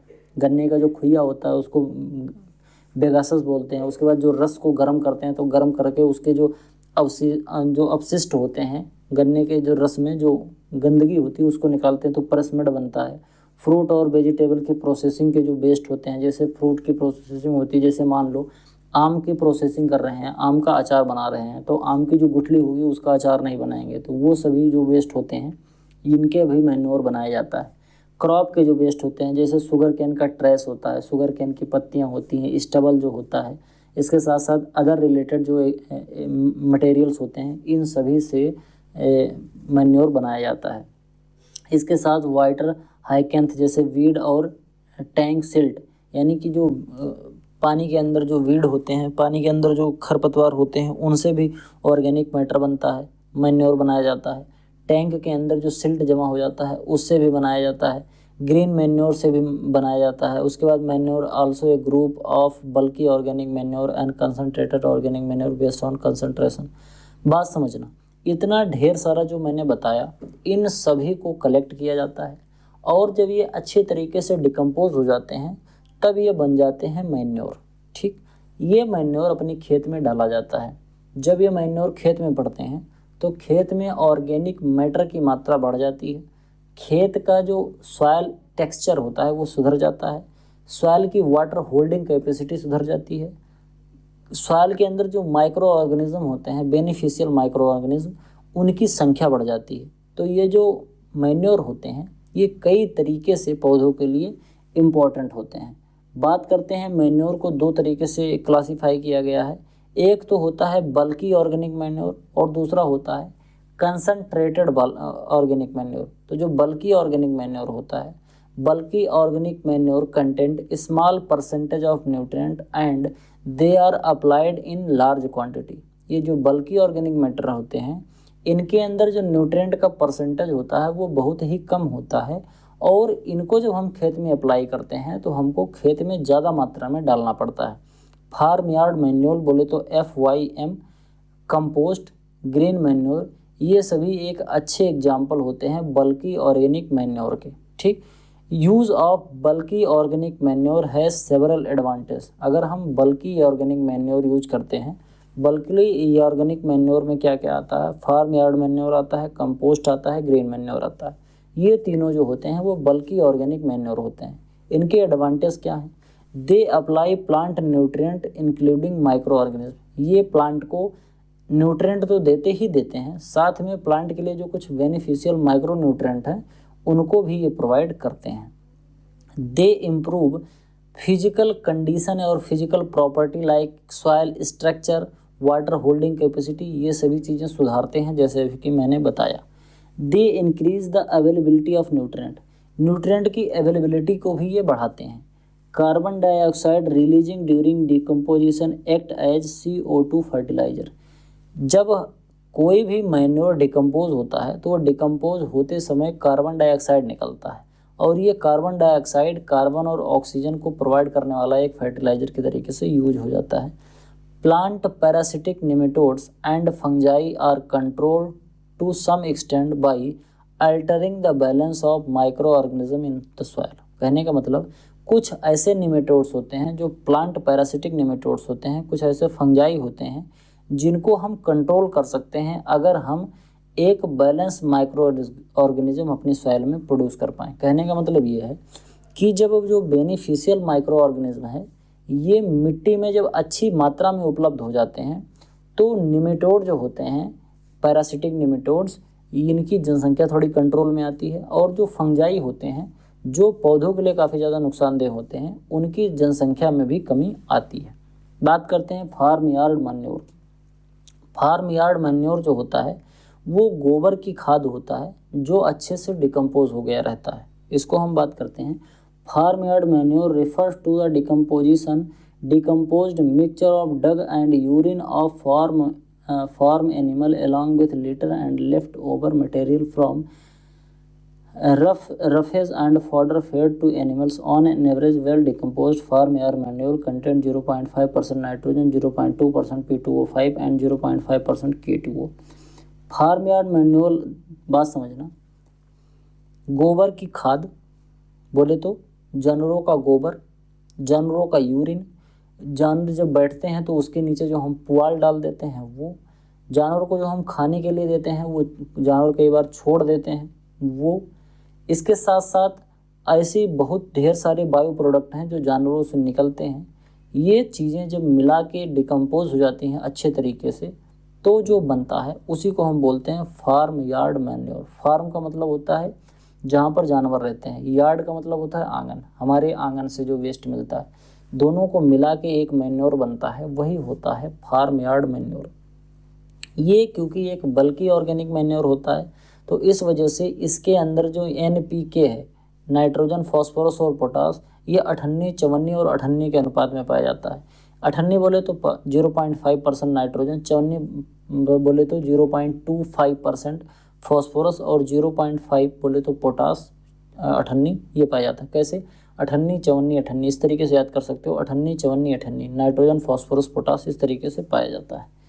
अब partially rotten farm yard manure has to be applied 3 और 4 वीक बिफोर सोइंग। अगर अच्छी तरीके से हमारा फार्म यार्ड मैन्योर डिकम्पोज नहीं हुआ है तो क्रॉप की सोइंग से लगभग 3 से 4 हफ्ते पहले हमको फील्ड में इसको मिला देना चाहिए। यानी कि अगर खाद सड़ी हुई नहीं है अच्छे तरीके से तो इसको क्रॉप की सोइंग से लगभग 3-4 हफ्ते पहले इसको क्या करना चाहिए, मिट्टी में मिला देना चाहिए। वहीं अगर अच्छे तरीके से ये डिकम्पोज हो चुकी है, अच्छे तरीके से सड़ गई है, तो इसको हम बुआई से तुरंत पहले ही मिट्टी में मिला सकते हैं। जनरली 10 से 20 टन पर हेक्टेयर की दर से फार्म यार्ड मैन्योर हम डालते हैं।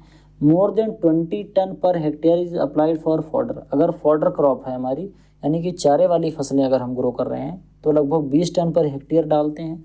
अगर वेजिटेबल है तो भी ज़्यादा डालेंगे। और 15 day in advance to avoid immobilisation of nitrogen. Nitrogen की साइकिल जब हम पढ़ेंगे तो मोबिलाइजेशन, इमोबिलाइजेशन, वर्नलाइजेशन, ये 3 चीज़ें जो होती हैं वो बहुत ज़्यादा इंपॉर्टेंट होती है। ये फंडामेंटल्स ऑफ सॉइल साइंस में आपको पढ़ाएंगे, इसी सेमेस्टर में इसका कोर्स भी है। तो बात समझना ध्यान से कि 10 से 20 टन पर हेक्टेयर ज़रूरत पड़ती है जो हमारी एग्रोनॉमी वाली क्रॉप है। अगर फॉडर क्रॉप है यानी कि चारे वाली फसल या फिर वेजिटेबल क्रॉप हम ग्रो कर रहे हैं तो हमको 20 ton per hectare organic matter डालना चाहिए। वहीं अगर इसको हम इमिडिएटली न डाल के लगभग 15 दिन पहले डाल देते हैं, क्रॉप की सोइंग से लगभग 15 दिन पहले, जब हम खेत में क्रॉप लगा रहे हैं उससे लगभग 15 दिन पहले अगर हमने डाल दिया ऑर्गेनिक मैन्योर या फार्म यार्ड मैन्योर, तो ये जो होता है, ये नाइट्रोजन का जो इमोबिलाइजेशन होता है, जिसके द्वारा नाइट्रोजन का लॉस होता है, एक तरीके से समझो कि नाइट्रोजन पौधों के लिए अनअवेलेबल हो जाता है, तो ये कम हो जाता है। ठीक। वेजिटेटिव क्रॉप जैसे potato, tomato, sweet potato, carrot, radish, onion, ये सभी बहुत अच्छे तरीके से रिस्पॉन्ड करती हैं अगर उनकी खेतों में क्या डाल दिया जाए, फार्म यार्ड मैन्योर डाल दिया जाए। और इसके साथ साथ और भी रिस्पॉन्सिस क्रॉप होती हैं जैसे राइस है, शुगर कैन है, नेपियर ग्रास है, और ऑर्चर्ड क्रॉप जैसे ऑरेंज है, बनाना, मैंगो, प्लांटेशन क्रॉप जैसे कोकोनट, ये सभी प्लांट बहुत अच्छे तरीके से ग्रो होते हैं, बहुत अच्छा रिस्पॉन्स होता है अगर इसमें हम फार्म यार्ड मैन्योर डाल देते हैं। The entire amount of nutrient present in farm yard manure is not available immediately. कहने का मतलब ये है कि फार्म यार्ड मैन्योर में मान लो कि 100 किलोग्राम न्यूट्रिएंट है, टोटल जितने भी न्यूट्रिएंट हैं, नाइट्रोजन, फॉस्फोरस, पोटास, ये जितने भी न्यूट्रिएंट पाए जाते हैं, अगर कुल मिला के हम मान लें कि 100 kilogram nutrient farm yard manure में है, तब उसको अगर हम खेत में डालेंगे तो केवल और केवल 30% उसमें से नाइट्रोजन, 60 से 70% फॉस्फोरस और 70% पोटेशियम, इतना ही केवल पहली क्रॉप को मिलेगा। फिर से एक बार बताता हूँ। जैसे मान लो हमने अपनी क्रॉप में जो हमने फसल लगाई है उसमें अगर फार्म यार्ड मैन्योर डाला है तो अगर 100 किलोग्राम उसमें नाइट्रोजन है, 100 किलोग्राम फास्फोरस है और 100 किलोग्राम पोटास है, तीनों अगर 100 किलोग्राम हैं उस फार्म यार्ड मैन्योर में, तो वो केवल 30 किलोग्राम नाइट्रोजन पौधे को मिल पाएगा, बाकी जो 70% बचेगा वो नहीं मिल पाएगा। 60 से 70% फास्फोरस मिल जाएगा, बाकी जो 30-40% बचा है वो नहीं मिल पाएगा। 70% पोटेशियम मिलेगा, बाकी 30% जो पोटेशियम बचा वो नहीं मिल पाएगा।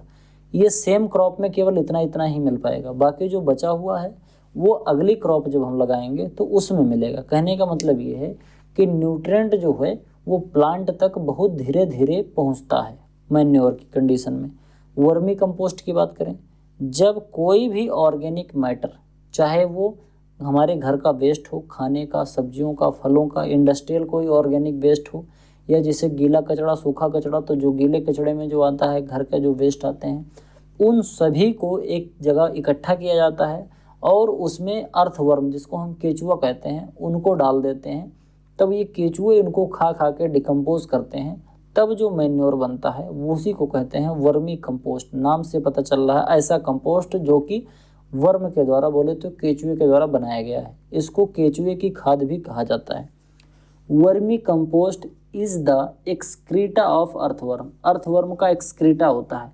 अर्थवर्म चीज़ों को खाते हैं, उसके बाद जो उसका एक्सक्रीटा करते हैं, उसको जो निकालते हैं, वही होता है vermi compost, which is rich in human and nutrient, जो कि ह्यूमस और न्यूट्रिएंट इनके अंदर दोनों बहुत अच्छी मात्रा में पाया जाता है। किसमें? वर्मी कंपोस्ट में।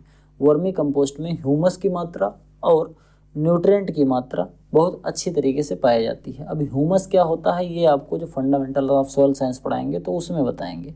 Vermi composting is the process of turning organic debris into earthworm casting. Organic composting में क्या होता है? वर्मी कंपोस्टिंग में जो हमारा ऑर्गेनिक डेब्रिज हैं, यानी कि जो ऑर्गेनिक वेस्ट हैं, उनको अर्थवर्म खा खा के डिकम्पोज करते हैं तो हमारा केचुए की खाद बन जाती है। इसके अंदर नाइट्रोजन, पोटेशियम, फास्फोरस, कैल्शियम और मैग्नीशियम जैसे बहुत चीज़ें होती हैं जो कि हमारी फसलों के लिए काफ़ी अच्छी मानी जाती हैं।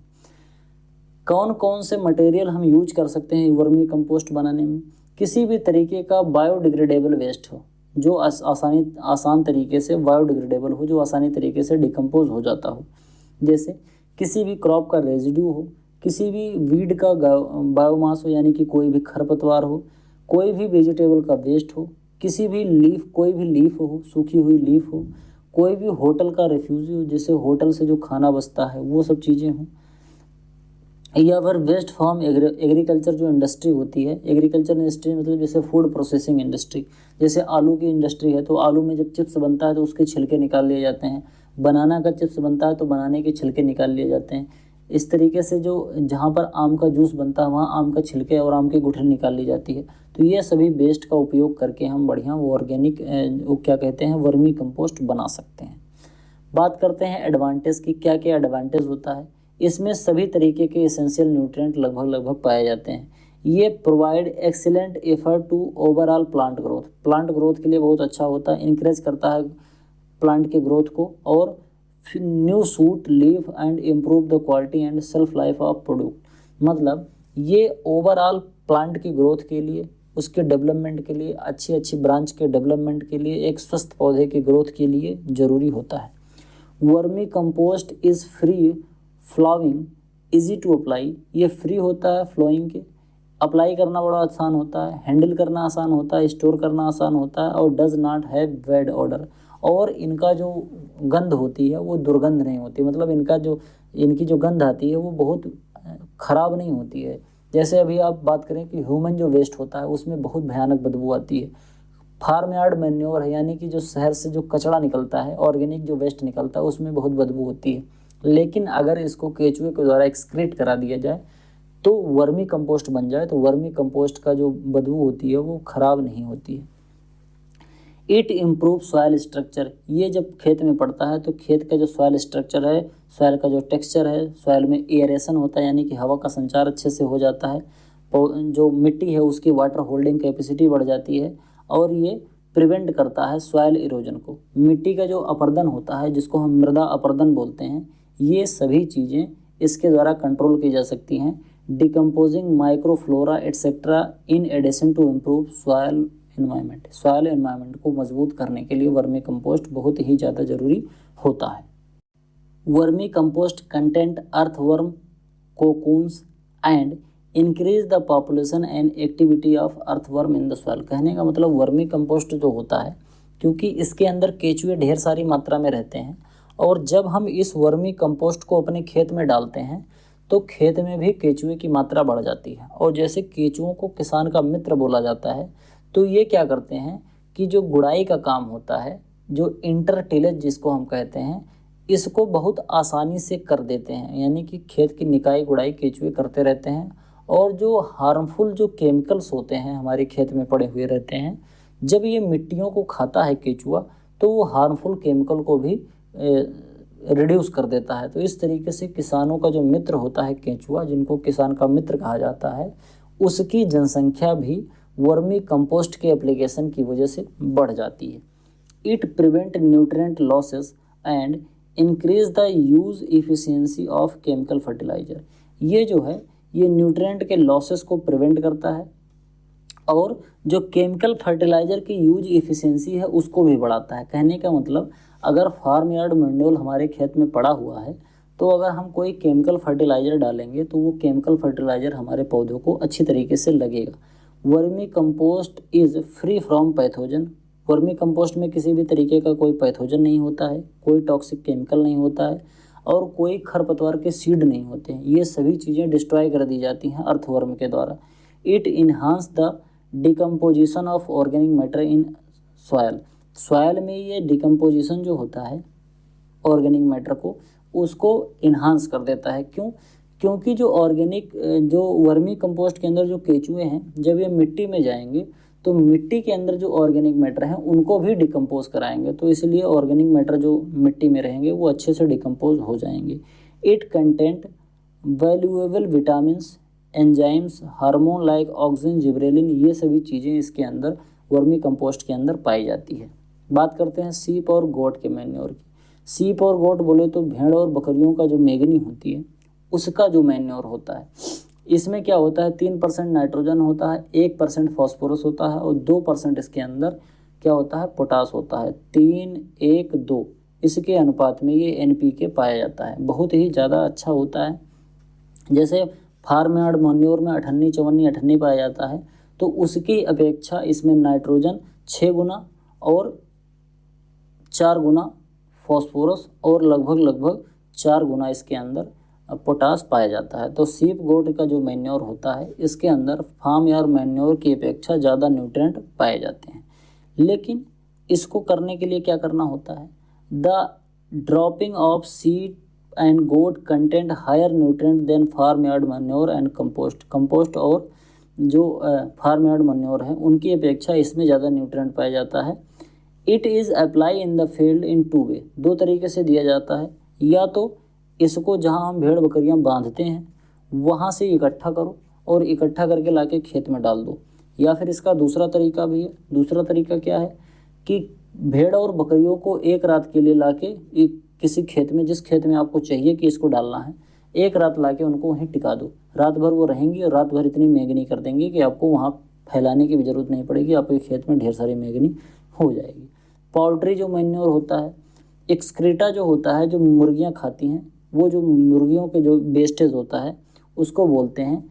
ये अच्छी तरीके से जब फर्मेंट होता है तो अगर इसको हम एक्सपोज कर दें, लेफ्ट एक्सपोज, यानी कि अगर अच्छे तरीके से जो सड़ा हुआ होता है अगर इसको हमने बाहर रख दिया धूप में और ये सूख गया तो 50% इसका नाइट्रोजन ख़त्म हो जाएगा केवल और केवल 30 दिन के अंदर। इसी वजह से इसको अच्छे से कलेक्ट करो और तुरंत ही मिट्टी में मिला दो, बहुत अच्छा होता है। इसके अंदर 3% नाइट्रोजन और लगभग 2.5% फॉस्फोरस और लगभग 1.5% पोटास इसके अंदर भी पाया जाता है।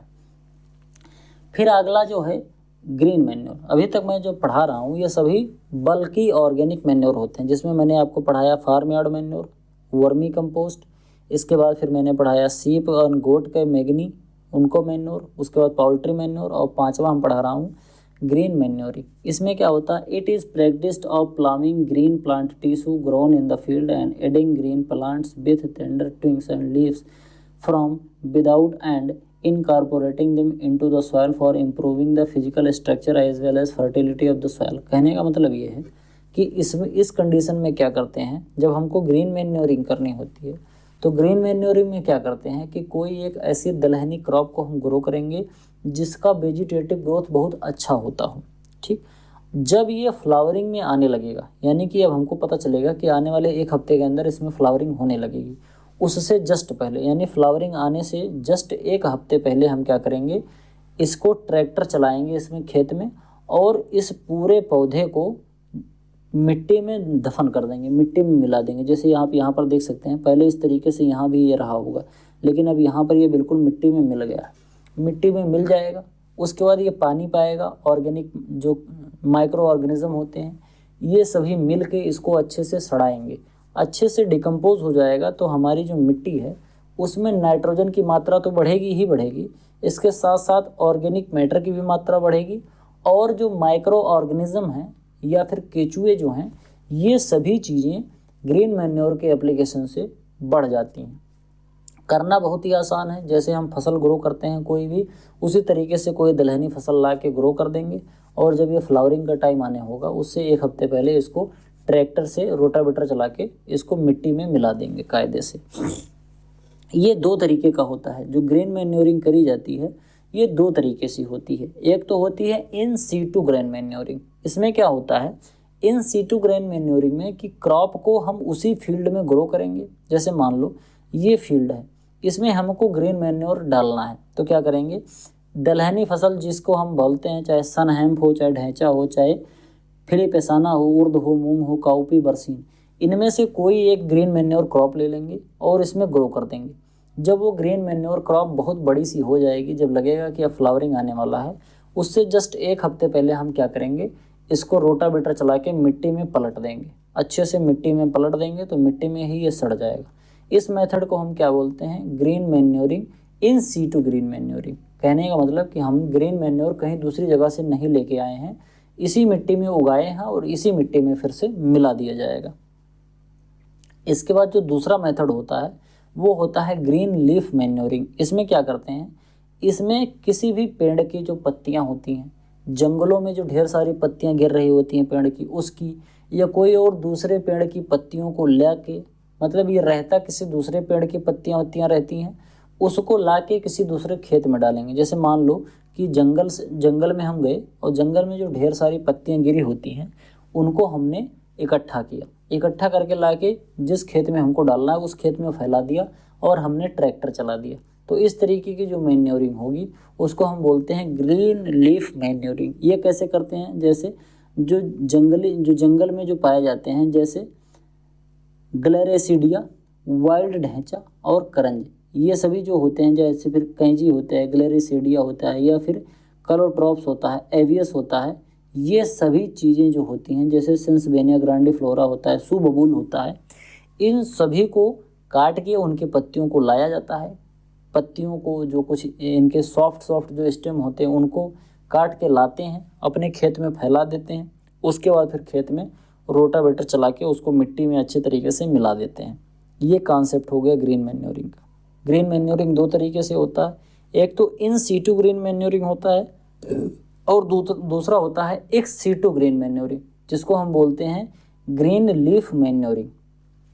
आगे बात करते हैं कैरेक्टरिस्टिक्स या desirable qualities of a good manuring. एक अच्छी मैन्योरिंग कब मानी जाएगी, उसमें कौन कौन से कैरेक्टर होने चाहिए।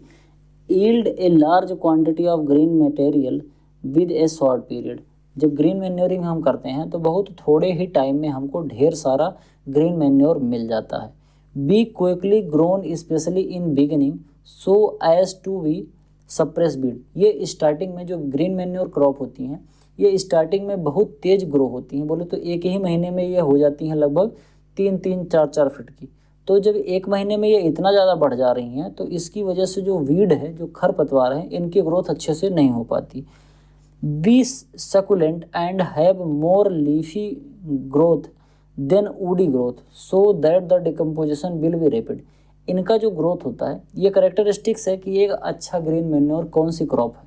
ग्रीन मैन्योर की क्रॉप को चूज करने के लिए हम कौन कौन से क्राइटेरिया को चूज करेंगे। सबसे पहला, ईल्ड जो इसकी हो, यानी कि जो इसमें हरी पत्तियां और जो डंठल हो वो बहुत ढेर सारा हो, यानी कि इनकी वेजिटेटिव ग्रोथ खूब ज़्यादा हो और बहुत कम टाइम में हो। ऐसा नहीं कि पूरा 6 महीने में हो रहा है, ऐसा नहीं हो। और जल्दी ये ग्रो हो जाए जिससे इनका खरपतवार ना उगे, नहीं तो पता चले ढेर सारे खरपतवार हो गए तो उसमें भी दिक्कत होगी। इसके साथ साथ बी सकुलेंट, ये सकुलेंट हो, इसमें लीफ की मात्रा ज़्यादा हो, वुडी नेचर कम हो, यानी कि लकड़ी की मात्रा कम हो, जिससे कि ये अच्छे से डिकम्पोज हो पाए, मतलब सॉफ्ट प्लांट हो, आसानी से जल्दी से डिकम्पोज हो जाए। जैसे मैंने अगर आपको फिगर में दिखाऊं तो आप यहाँ पर देख पा रहे होंगे कि ये देखो पूरा पौधा ही हरा है, कहीं आपको वुडी नेचर का नहीं दिख रहा है। तो ये चीज़ें होती हैं एक अच्छे करेक्टरिस्टिक्स ग्रीन मैन्योर के।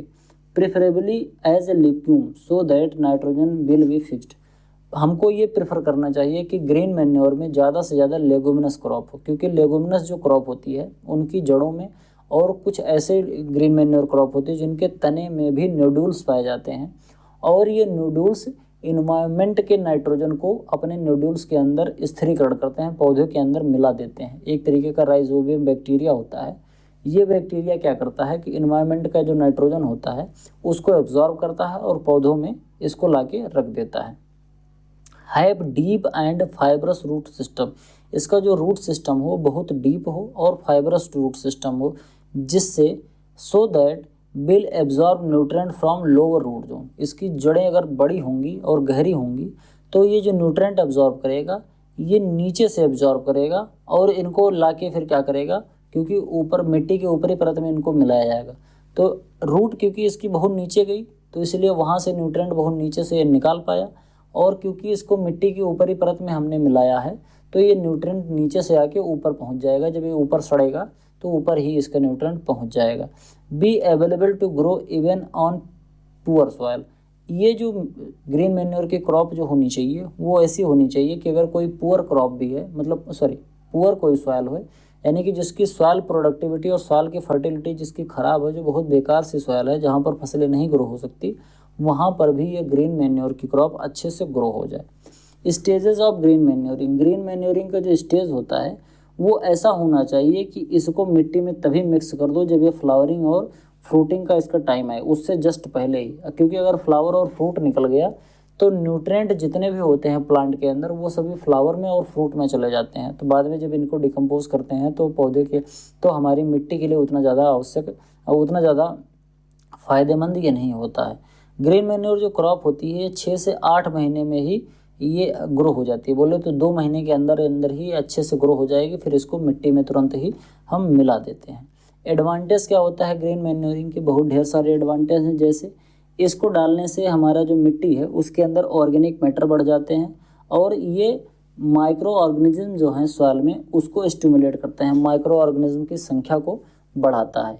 It improve the structure of soil, soil के स्ट्रक्चर को इम्प्रूव करता है और वाटर होल्डिंग कैपेसिटी जो है सॉइल की उसको भी इम्प्रूव करता है। इसके साथ साथ decreasing run of and erosion, जो मिट्टी का रन ऑफ होता है, यानी कि जो मिट्टी बरसात के द्वारा बह जाती है, पानी के द्वारा बह जाती है, या हवा जब चलती है तो धूल बढ़ के उड़ जाती है, इन सभी चीज़ों को ग्रीन मैन्योर के द्वारा रोका जा सकता है। Green manure take nutrient from lower root zone and added to upper lower zone which is incorporated, मतलब नीचे मिट्टी से न्यूट्रेंट को लेगी और जब इसको मिक्स करेंगे तो क्योंकि ऊपरी मिट्टी में इसको मिक्स करते हैं तो न्यूट्रेंट नीचे से आया और ऊपर ही रह गया। लेगुमिनस जो क्रॉप होती हैं उनके अंदर नाइट्रोजन फिक्सेशन एक बैक्टीरिया होता है और ये क्या करता है कि इन्वायरमेंट के नाइट्रोजन को अपने में अब्जॉर्ब कर लेता है, तो इससे नाइट्रोजन की जो उपलब्धता है वो हमारी मिट्टी में वो बढ़ जाती है। It increases the availability of certain plant nutrient, जैसे फॉस्फोरस है, कैल्शियम है, मैग्नीशियम है और आयरन है, इनकी अवेलेबिलिटी को भी अच्छे से बढ़ा देता है। Growth of organic manure crop is an off season reduce weed proliferation and weed growth, weed growth को ये रोक देते हैं क्योंकि इनके इनिशियल स्टेज में इनकी ग्रोथ इतनी ज़्यादा होती है कि जो वीड का ग्रोथ है वो रुक जाता है। Green manuring help in reclamation of alkaline soil, जो एल्कलाइन सॉइल होती है उनको सही करने में भी ग्रीन मैन्योर का काफ़ी ज़्यादा हाथ होता है, और जो रूट नॉट निमेटोड है उनको भी हम कंट्रोल कर सकते हैं ग्रीन मैन्योर के जरिए। अब ये रूट नॉट निमेटोड क्या होता है? रूट नॉट निमेटोड एक तरीके का ऐसा निमेटोड होता है जो कि पौधे की जो जड़ें होती हैं उसमें गांठ बनाता है और पौधे को ख़राब करता है, तो उसको भी इससे हम मैनेज कर सकते हैं। When green manure are turned into soil and decompose, they provide nutrient, जब ये मिट्टी में मिलते हैं तो न केवल ऑर्गेनिक मैटर बढ़ाते हैं मिट्टी का, बल्कि जो इसमें हम क्रॉप ग्रो करेंगे अगली उनको एक न्यूट्रिएंट भी प्रोवाइड करवाते हैं। फॉर सॉइल ऑर्गेनिज्म दस protecting and enhancing soils biological activity, जो सॉइल के अंदर जो बायोलॉजिकल ऑर्गेनिज्म होते हैं उनके बायोलॉजिकल एक्टिविटी को वो बढ़ाते हैं, क्योंकि अगर जब इसको हम डाल देंगे तो माइक्रो ऑर्गेनिज्म को खाने का एक साधन मिल जाएगा, उनको खाएंगे, डिकम्पोज करेंगे, तो ओवरऑल जो माइक्रो ऑर्गेनिज्म का जो एक इकोसिस्टम होता है वो अच्छे तरीके से डेवलप हो जाता है। The root mass of a green manure crop loosen and aerate the soil acquiring improve the soil structure, soil structure भी इम्प्रूव होता है। ग्रीन मैन्योर क्रॉप जब ये मिट्टी में मिलती है तो सॉइल के अंदर जो एरेशन है ये भी बढ़ता है। रूट जो होता है the root and top growth maintain and और increase the organic matter content of the soil which improve soil tilth. इसकी वजह से सॉइल टिल्थ भी इम्प्रूव होता है। ग्रीन मैन्योर क्रॉप जो होती है वो सॉइल के कंपैक्शन को रिड्यूस करता है। बोले तो जो सॉइल सूखने के बाद बहुत ज़्यादा टाइट हो जाती है, जिसमें ट्रैक्टर चलाना, कल्टीवेटर चलाना बड़ा मुश्किल हो जाता है, अगर ग्रीन मैन्योरिंग करते रहेंगे तो ये जो हार्ड सी परत बन जाती है, जो सॉइल का कंपैक्शन हो जाता है सूखने के बाद, वो नहीं होगा। इससे भी हमको निजात मिलेगा। डिसएडवांटेज क्या क्या होते हैं? अंडर रेन फेड कंडीशन, अगर रेन फेड कंडीशन है तो germination and growth of succeeding crop में be affected due to depletion of moisture for the growth and decomposition of green manure. कहने का मतलब ये है कि अगर कोई एक ऐसी सॉइल है जहाँ पर सिंचाई का पर्याप्त साधन नहीं उपलब्ध हैं, तो क्योंकि इस ऑर्गेनिक जो ये ग्रीन मैन्योर है इसको सड़ने के लिए पर्याप्त मात्रा में पानी की ज़रूरत पड़ती है, तभी ये अच्छे से सड़ेगा। तो अगर ये अच्छे से सड़ नहीं रहा है क्योंकि पानी की कमी है और हमने दूसरी क्रॉप अपने खेत में लगा दिया, तो वो दूसरी क्रॉप के लिए नुकसानदेह होगा ये ग्रीन मैन्योर। ठीक, green manure crop include the decomposition period occupy in the field of 75 to 80 दिन। 75 से 80 दिन लग जाते हैं, जिससे कि हमको एक क्रॉप का लॉस हो जाता है। अगर हमने ग्रीन मैन्योर की क्रॉप लगा दी तो उस सीजन में हम कोई दूसरी क्रॉप जल्दी नहीं लगा पाएंगे, क्योंकि पहले तो वो 2 महीना ग्रो होगी, उसके बाद 1-1.5 महीने वो सड़ेगी, तो लगभग हमको 3.5-4 महीने लग जाते हैं उसको पूरा कंप्लीट होने में, एक ग्रीन मैन्योर की क्रॉप को। Indicate of pest and diseases में increase if the green manure is not kept free from them. ये कई बार क्या होता है, इंसिडेंस ऑफ पेस्ट और डिजीजेस, कई बार पेस्ट और डिजीज़ जो होती है वो बहुत ज़्यादा बढ़ जाती है अगर ग्रीन मैन्योर की क्रॉप हमने लगाई है, उसके बाद हम कोई दूसरी क्रॉप लगाते हैं, अगर वो अच्छे तरीके से नहीं डिकम्पोज हो पा रही है। Application of phosphatic fertiliser to green manure. Green manure में अगर हम फॉस्फेटिक फर्टिलाइजर डाल देते हैं तो ये क्या करता है कि ग्रीन मैन्योर की यील्ड को बढ़ा देता है और उनकी जो ग्रोथ होती है, जिससे राइजोबियम जो बैक्टीरिया होता है उनकी ग्रोथ को बढ़ा देता है, जिससे फॉस्फोरस की जो अवेलेबिलिटी होती है सक्सीडिंग क्रॉप में, बोले तो अगली क्रॉप जो हम लगाएंगे उसमें बढ़ जाती है। कहने का मतलब ये है कि अगर हम फॉस्फोरस वाला फर्टिलाइज़र ग्रीन मैन्योर की क्रॉप में डाल देंगे तो इससे जो अगली क्रॉप जो हम लगाएंगे, ग्रीन मैन्योर के बाद वाली जो क्रॉप लगाएंगे, उसमें हमको फॉस्फोरस की अवेलेबिलिटी अच्छे तरीके से मिल जाएगी। अब हम बात करते हैं कंसनट्रेटेड ऑर्गेनिक मैन्योर। जैसे मैंने पहले बोला था बल्कि ऑर्गेनिक मैन्योर, जिसमें मैंने 5 बताए थे। 5 कौन कौन से थे? फार्म यार्ड मैन्योर था, वर्मी कंपोस्ट था, सीट एंड गोड मैन्योर था, पाउल्ट्री मैन्योर था और ग्रीन मैन्योर था। अब हम बात करेंगे कंसनट्रेटेड ऑर्गेनिक मैन्योर।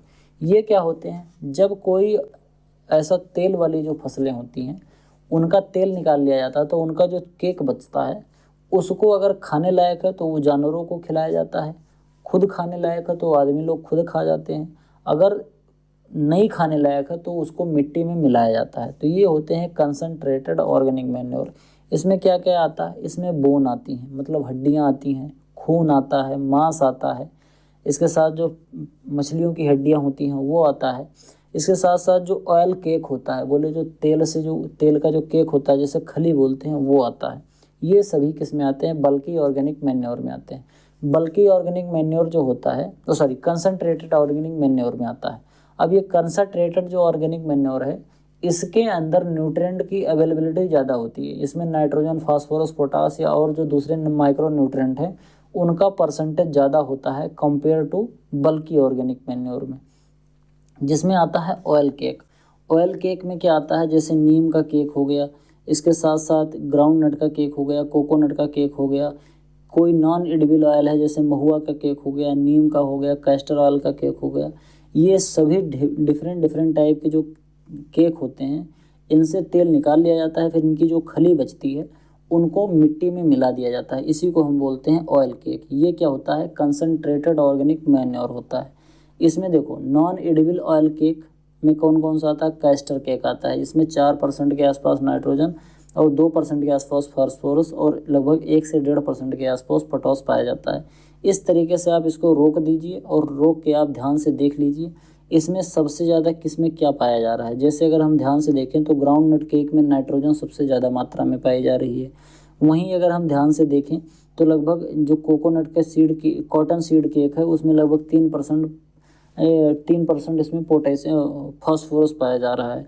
वहीं अगर हम पोटेशियम देखें तो पोटेशियम सबसे ज़्यादा हमको कॉटन के सीड केक में मिलता है।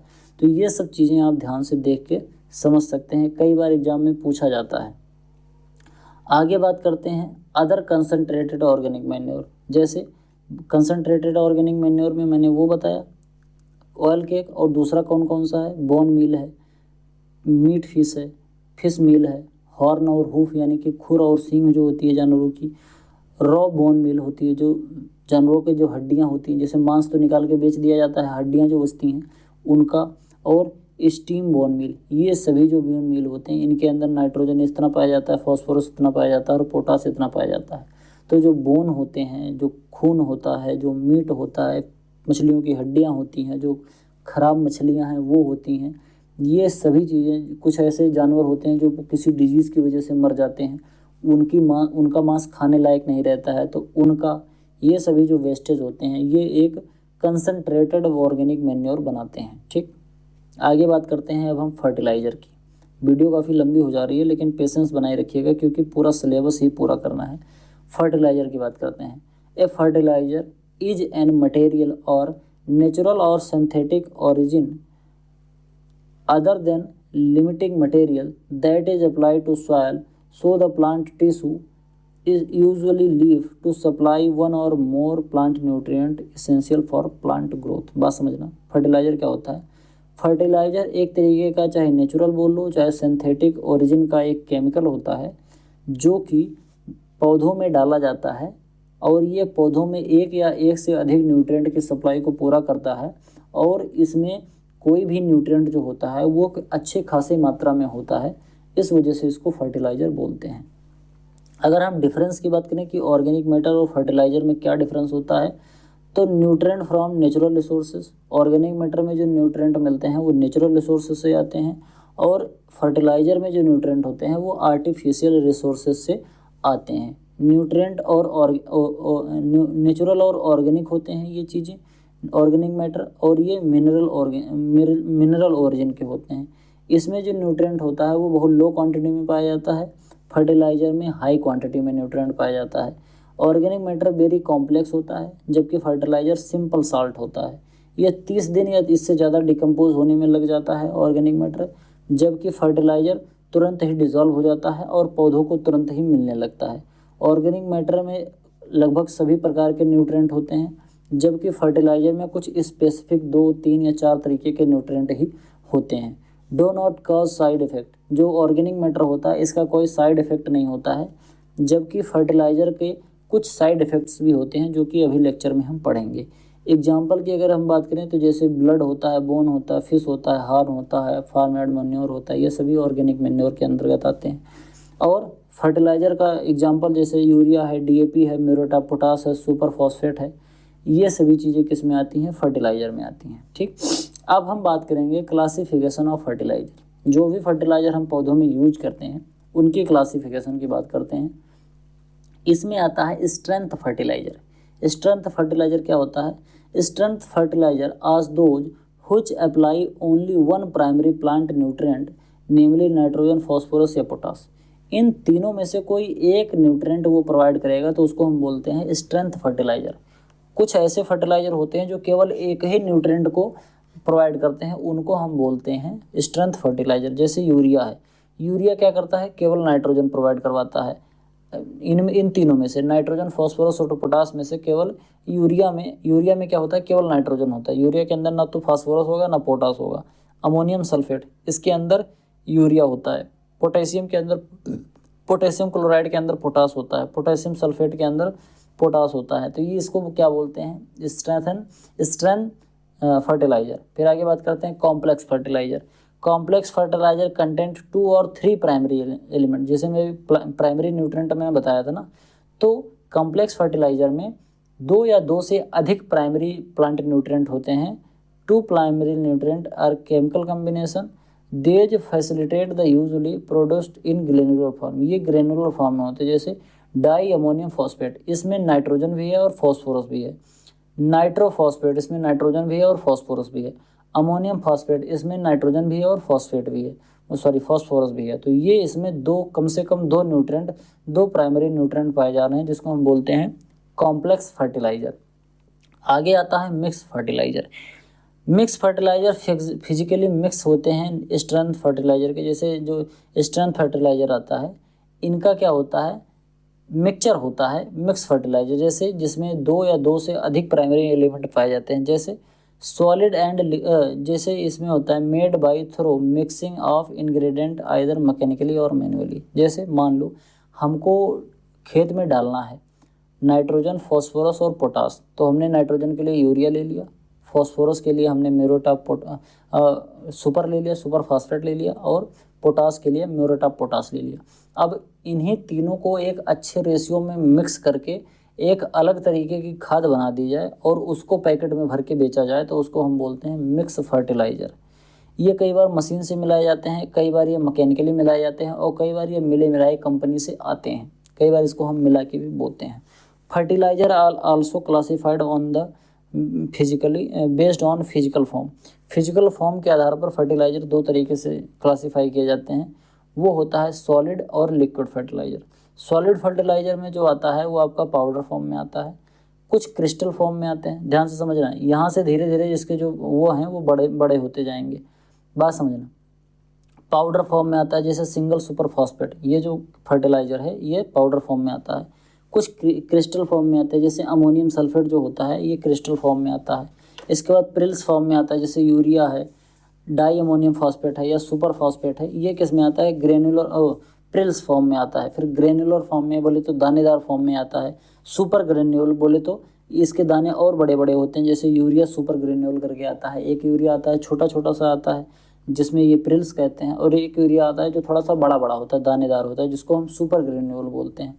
और एक होता है ब्रिक्यूट्स, जिसमें यूरिया ब्रिक्यूट्स आता है, इस तरीके का होता है, इतना बड़ा बड़ा सा होता है। मतलब पाउडर से शुरू हुआ धीरे धीरे इतना बड़ा हो गया, इस तरीके का सॉलिड फर्टिलाइज़र आता है। फिर इसके बाद लिक्विड फर्टिलाइज़र आता है। Liquid form fertiliser are apply with, जैसे आपने सुना होगा नैनो यूरिया, नैनो डीएपी, ये सभी किस फॉर्म में आते हैं, ये सभी लिक्विड फॉर्म में आते हैं। और इनको क्या करते हैं, इरिगेशन वाटर में या फिर डायरेक्ट अप्लीकेशन करेंगे, चाहे स्प्रेयर से स्प्रे कर देंगे, और चाहे जो हम इरिगेशन कर रहे हैं तो इरिगेशन में एक एक ऐसे बूंद करके गिराते रहेंगे, जो इरिगेशन चैनल होगा और उससे हमारे खेत में पहुंच जाएगा। ईज़ ऑफ हैंडलिंग बड़ा आसान होता है। लेबर की रिक्वायरमेंट नहीं होती, बहुत कम होती है। मिक्सिंग करना आसान होता है, हर्बिसाइड के साथ हम कोई हर्बिसाइड डाल रहे हैं उसके साथ मिक्स करके डाल सकते हैं। Liquid fertiliser more acceptable to farmer on the concentration of primary nutrient NPK fertilizer are classified into higher analysis fertilizer. Analysis fertilizer में क्या उनका आता है, the total concentration of primary nutrient अगर 25% से ज़्यादा है तो उसको बोलते हैं हाई एनालिसिस फर्टिलाइजर। कहने का मतलब एक बार फिर से समझना, जो प्राइमरी प्लांट न्यूट्रिएंट है नाइट्रोजन, फास्फोरस और पोटास, NPK, अगर इन तीनों में से कोई एक या इन तीनों में से तीनों मिला के या तीनों में से कोई दो मिला के अगर प्राइमरी न्यूट्रिएंट टोटल 25% से ज़्यादा हैं किसी भी फर्टिलाइज़र में, तो उसको बोलते हैं हाई एनालिटिक फर्टिलाइज़र। ध्यान से समझना, 3 प्राइमरी न्यूट्रिएंट होते हैं, नाइट्रोजन, फास्फोरस और पोटास। तीनों में से अगर तीनों को मिला के या किसी दो को मिलाकर या किसी एक को ही, अगर इनमें ऐड करने के बाद सबकी संख्या का जो परसेंटेज है वो 25% से ज़्यादा हो जा रहा है, चाहे अकेले कोई एक न्यूट्रिएंट बढ़ जाए, चाहे कोई 2 न्यूट्रिएंट को जोड़ के बढ़ जाए, चाहे तीनों न्यूट्रिएंट को जोड़ के बढ़ जाए, अगर उनके अंदर प्लांट न्यूट्रिएंट जो है वो 25% से ज़्यादा हो जाएगा तो उसको बोलते हैं हम हाई एनालिसिस फर्टिलाइज़र। जैसे यूरिया में 46% नाइट्रोजन होता है, जो कि 25% से काफ़ी ज़्यादा है, तो ये हाई एनालिसिस फर्टिलाइज़र है। एनहाइड्रस अमोनिया 82% नाइट्रोजन होता है। डाई अमोनियम फॉस्फेट जिसमें 18% नाइट्रोजन होता है और 46% फॉस्फोरस होता है। अमोनियम फॉस्फेट जिसमें 20% नाइट्रोजन होता है और 20% फॉस्फोरस होता है। ये सभी क्या होते हैं, हाई एनालिसिस फर्टिलाइज़र होते हैं।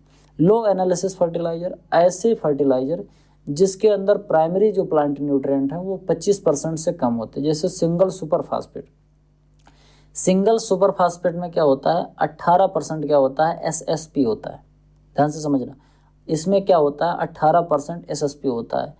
सोडियम नाइट्रेट में क्या होता है, 16% नाइट्रोजन होता है। तो दोनों ही 25% से कम है, तो इसको बोलते हैं low analysis fertiliser. Acidic and basicity of soil क्या सॉरी फर्टिलाइजर, कुछ ऐसे फर्टिलाइजर होते हैं जो एसिडिक नेचर के होते हैं। ये जब ये खेतों में डाले जाते हैं तो इनका जो रेजिडुअल इफेक्ट है, यानी कि जब ये खेत में पड़ेंगे तो खेत को एसिडिक बनाएंगे या बेसिडिक बनाएंगे, इसके आधार पे क्लासीफाई किया जाता है। तो एसिड फॉर्मिंग फर्टिलाइजर ये इस तरीके के फर्टिलाइजर होते हैं कि जब ये खेत में पड़ते हैं तो खेत में एसिडिटी बढ़ती है, यानी कि ये फर्टिलाइजर जो होते हैं ये एसिडिक नेचर के होते हैं। The fertiliser which leave an acidic residue is called acidic fertiliser.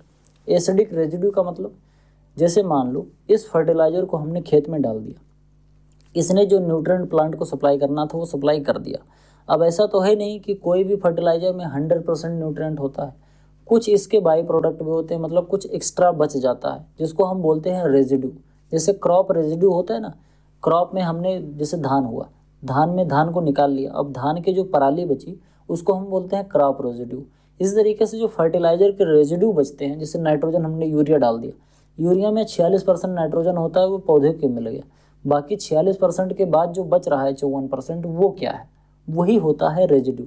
तो अगर कोई फर्टिलाइजर का जो रेजिड्यू है वो एसिडिक नेचर का है तो उसको हम बोलेंगे एसिड फॉर्मिंग फर्टिलाइजर। कहने का मतलब ये फर्टिलाइजर जब खेत में पड़ेगा तो वो एसिडिटी बढ़ाएगा, यानी कि खेत में एसिड की मात्रा बढ़ती जाएगी, खेत का जो पीएच है वो घटता जाएगा।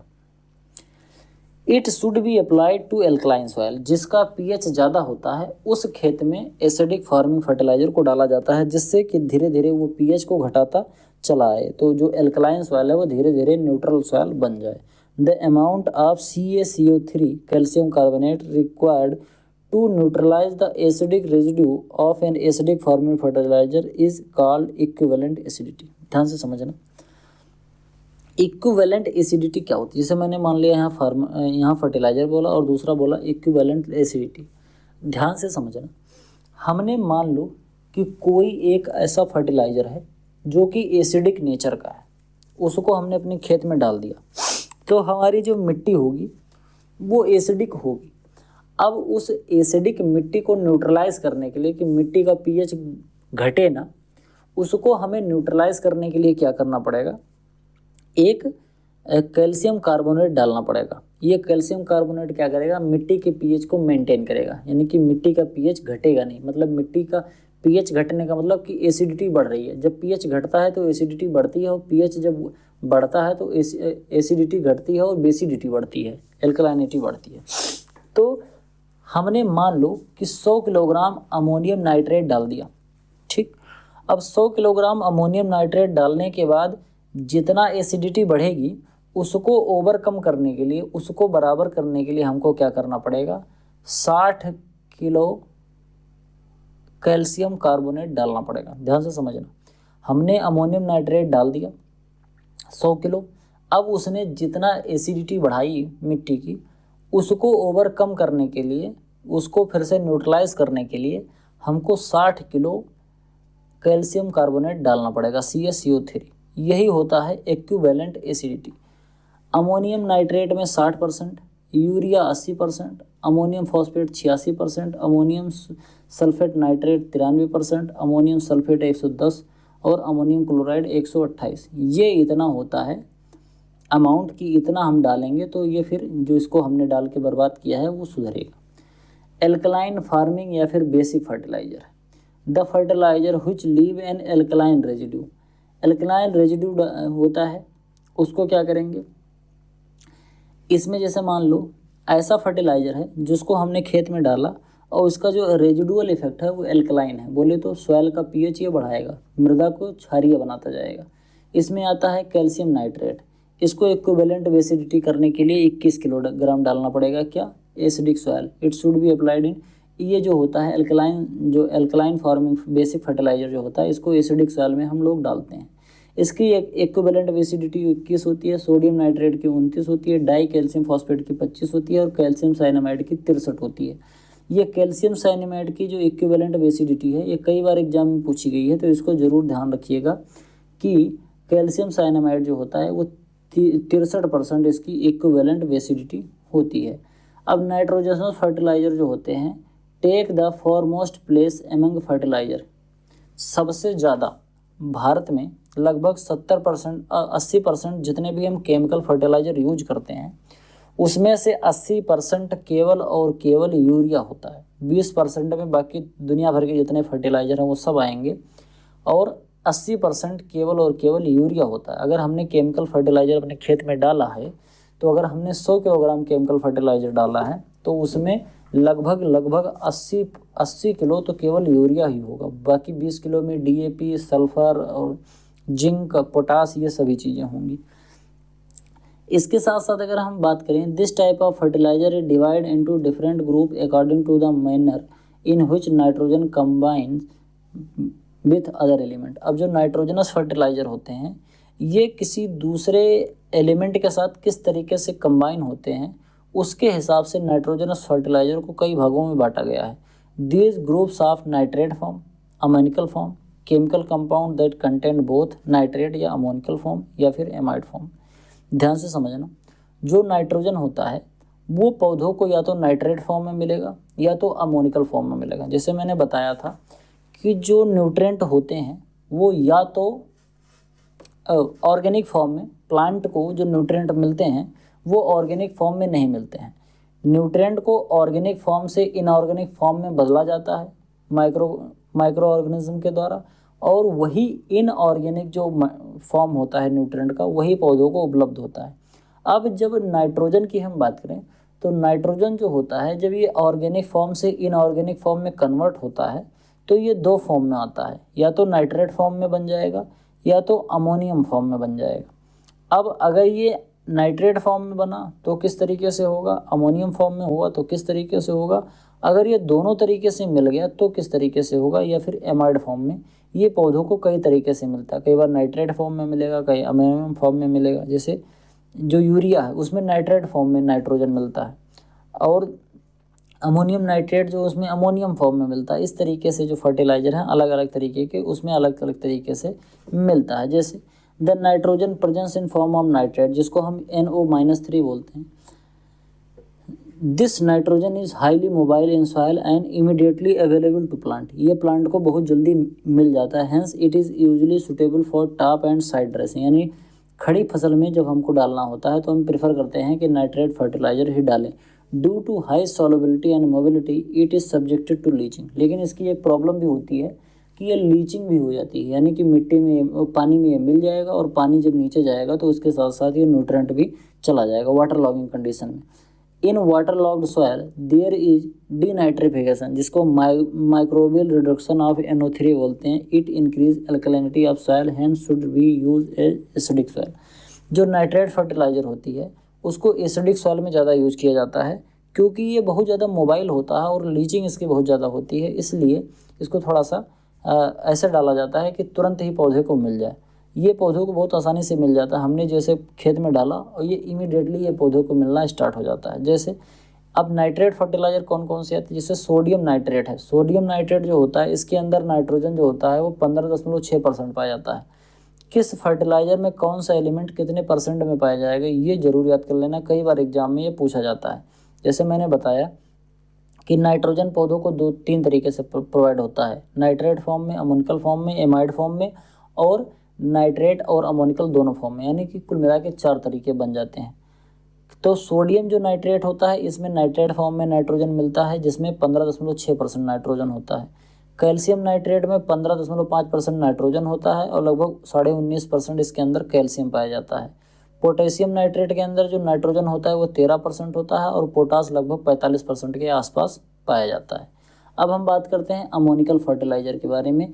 इसमें क्या होता है, इसमें जो नाइट्रोजन मिलता है वो अमोनियम फॉर्म में मिलता है, और अमोनियम फॉर्म में जो मिलता है वो किस में मिलता है, राइस में मिलता है और आलू में मिलता है। 2 क्रॉप ऐसी होती हैं, चाहे एक राइस और दूसरी आलू, ये दोनों नाइट्रोजन को लेते हैं किस फॉर्म में, अमोनिकल फॉर्म में लेते हैं। अमोनिकल फॉर्म में एक खासियत होती है, जब नाइट्रोजन अमोनिकल फॉर्म में मिलता है तो ये लंबे समय तक पौधों के लिए उपलब्ध होता है, क्योंकि इसकी लीचिंग बहुत ज़्यादा नहीं हो पाती है। बात करते हैं अमोनिकल फॉर्म वाले कौन कौन से फर्टिलाइजर हैं, तो अमोनियम सल्फेट होता है, जिसके अंदर लगभग 21% नाइट्रोजन होता है और 24% सल्फर होता है। अमोनियम क्लोराइड में 26% क्या होता है, नाइट्रोजन होता है। अमोनियम फॉस्फेट होता है, फिर उसके बाद मोनो अमोनियम फॉस्फेट होता है, जिसमें लगभग 11 से 13% नाइट्रोजन होता है और 48 से 62% इसके अंदर फॉस्फोरस पाया जाता है। DAP, जिसको हम डाई अमोनियम फॉस्फेट बोलते हैं, जिसमें 18% नाइट्रोजन होता है और 46% के आसपास इसमें फॉस्फोरस पाया जाता है। फिर एनहाइड्रस अमोनिया होता है, इसमें लगभग 80 से 82% नाइट्रोजन पाया जाता है। सबसे ज़्यादा नाइट्रोजन किस में पाया जाता है, एनहाइड्रस अमोनिया में पाया जाता है। फिर एक होता है एक्वा अमोनिया, इसमें भी जो नाइट्रोजन पाया जाता है वो अमोनियम फॉर्म में पाया जाता है। अब आप देख सकते हैं सब में अमोनियम लगा है, तो अगर अमोनियम लगा है तो इससे आप समझ सकते हैं कि अमोनियम फॉर्म में पाया जाता है।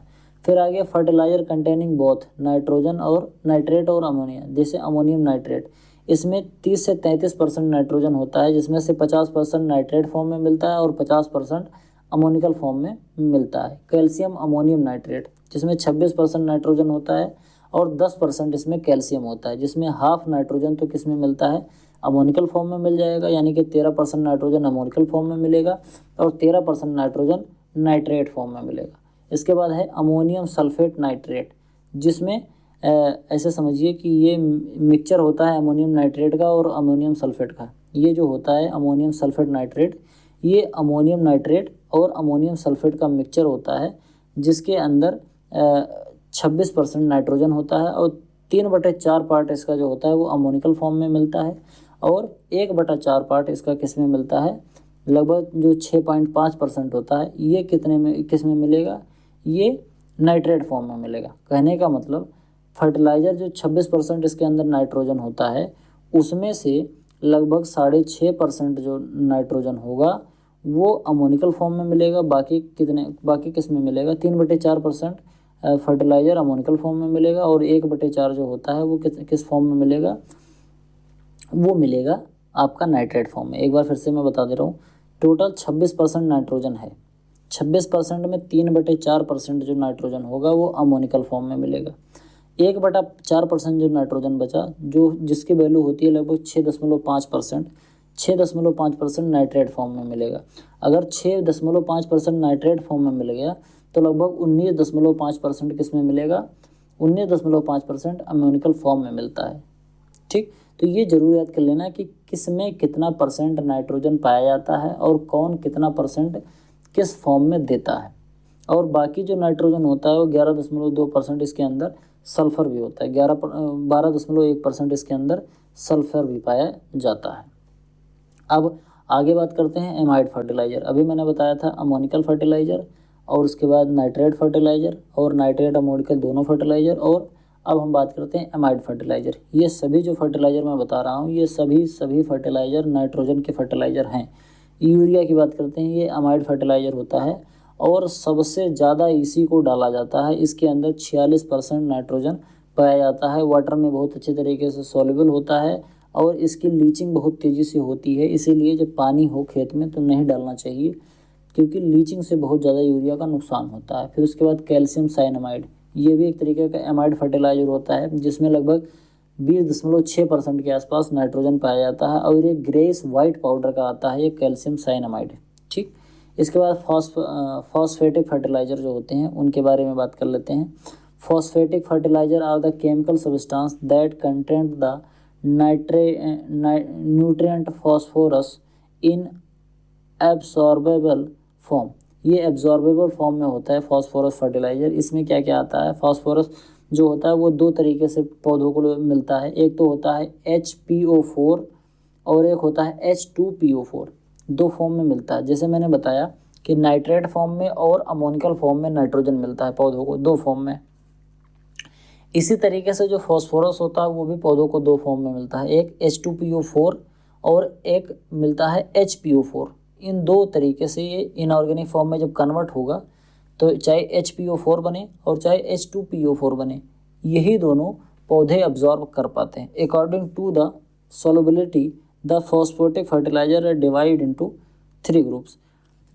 सॉल्युबिलिटी के हिसाब से फर्टिलाइजर 3 पार्ट्स में डिवाइड किया गया है। जैसे वाटर सॉल्युबल फर्टिलाइजर, जिसमें आता है सुपर फॉस्फेट।